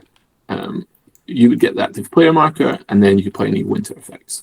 I don't think I've got anything, so I'll pass on. Nice. So that just jumps to me. I don't think I have any either, so it just goes to Matt. Yeah, so I can do stuff. So I've got revealed banner finally. Yep. So I can place it in the lost pile. Exactly. To place that's a 5. To place 1 influence on there, my exactly. Ritual of the Eye. Yep. Also, I don't think I have 3 banners in the lost pile. I don't. No, I don't I think that might actually be the only I one. can't remember what. That was what it was. It was just like a comet thing. Oop. Yep, that's fine. Somehow that works. And then I can also place a influence on the Moonvolt. Yes. Which I feel is the objective Unlock I've been it. going for, which unlocks the Moonvolt, gives me 3 of that influence. Yep. And also puts that card in my hand, I believe. Yeah, Yes. you're right about the game speeding up. Yeah. So I'll give you 5 instead. So yeah, that immediately goes in my hand, and then this burns, so I'll just put it to the side. Well played. That was There we great. go. Yeah. And then it jumps to Andrew. Oh, what shall I do? No, I'm okay. There's nothing I need to do. Okay. So I'll end the game on nothing. It's all right. well played, everyone. That's essentially end. Like obviously we keep going. There's a bunch of stuff there, and Wheels exactly right. Like it starts to escalate. So like, well, why don't we quickly look at like the end position here? So, one person has claimed their myth, and that's Matt, and he's obviously scored a bunch of alternative like points from that.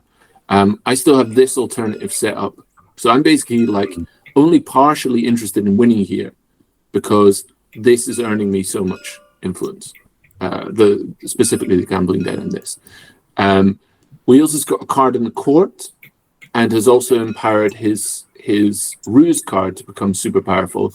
So he's going to have a big, strong like martial turn next round. And then Andrew has Splendid Guard, so he's like really encouraged to win in the battlefield. And he's got Emboldened Brigands, which works really nicely with his Tax Collector, which is for getting it in the battlefield. So if he could get that combo going, essentially he gets rewarded for stealing, and then his collaborator helps him steal. So that would be a way back for him into the game. There we go. Thanks so much for Amazing. Thanks for teaching. I was also because I could then take a card back from my discard using the boatman. I also have my like big unique card back in my hand, as well as the Moonvolt card. Right. Yeah. So I just feel like I was set up to really come back in strong. Yeah. I really enjoy this. Like it's like as we were getting into the kind of bluffing there and the real competitive kind of nature of it. Yeah. I think I'm gonna like this a lot when I play a full game of it. So yeah, thank you so much. No, my pleasure. Thank you so much for playing it. Good. Do you want to give us a quick rundown of where people can find out more, where they can find the Kickstarter page, etc., etc.? Sure. Yeah. Great. Yes. So, so our website is theoldkingscrown.com is where you can probably find a link to everything you would possibly need about the game. Yeah. So the website, theoldkingscrown.com. From there, you can find the latest rulebook. So that was the version that we were playing with there. You find links to Tabletop Simulator. We also have a solo mode for the game that's been co-designed by Richard Wilkins, who's Ricky Royal, who designed Renegade, and he also designed solo modes for John Company 2nd Edition and PAX Premiere. Also from the website, you can find links to Discord. So we've got a lovely community there where we do teaching plays for new people. We've got people looking for games. We've got suggestions. We publish new art there before it goes on social media, all that sort of stuff. And then the big one is, after like 5 years of work, it's coming to Kickstarter, and maybe we can like pay for this thing and see if it's real. It isn't real at the moment, right? Like it's this could still not happen, right? That's the nature of Kickstarter. We're obviously really excited about it, and we've been lucky to get a bunch of support, and we've had some amazing people in the industry supporting us. So, fingers crossed it's going to do well. But that's going to come on the 24th of October. And then the idea is that after that, it will be available within 9 months after that. And that's because the game is more or less finished. We just want to keep polishing. We need to finish some of the artwork. And then obviously working with our manufacturers to get it out to people. Yeah. And if anybody has any questions, just reach out to us on social media. You can find us, the Old King's Crown, or the Discord, and we were like very happy to talk to people and answer any questions that they have. Fantastic. Thank you so much for showing us through the game. We had a cracking time. If you want to see more from us over here on Dicebreaker, then you can give us a sub here on youtube.com/Dicebreaker. You can also give the video a little like and click the bell icon to get notified whenever we put a new video live. We have also, of course, got Dicebreaker.com, where Mr. Matt Jarvis is writing fantastic articles all the time and has done a little preview on this game as well. So head on over there. You can also support the channel even further. We're going to Dicebreaker.com/subscribe and becoming a member, giving you ad-free access. If you sign up for the whole year, you get cheaper tickets to places like PAX Unplugged. You get a free game. It's good stuff, guys. Get on over there. But thank you so much for watching. We will see you on the next one. And until then, have a lovely day. Bye. Bye.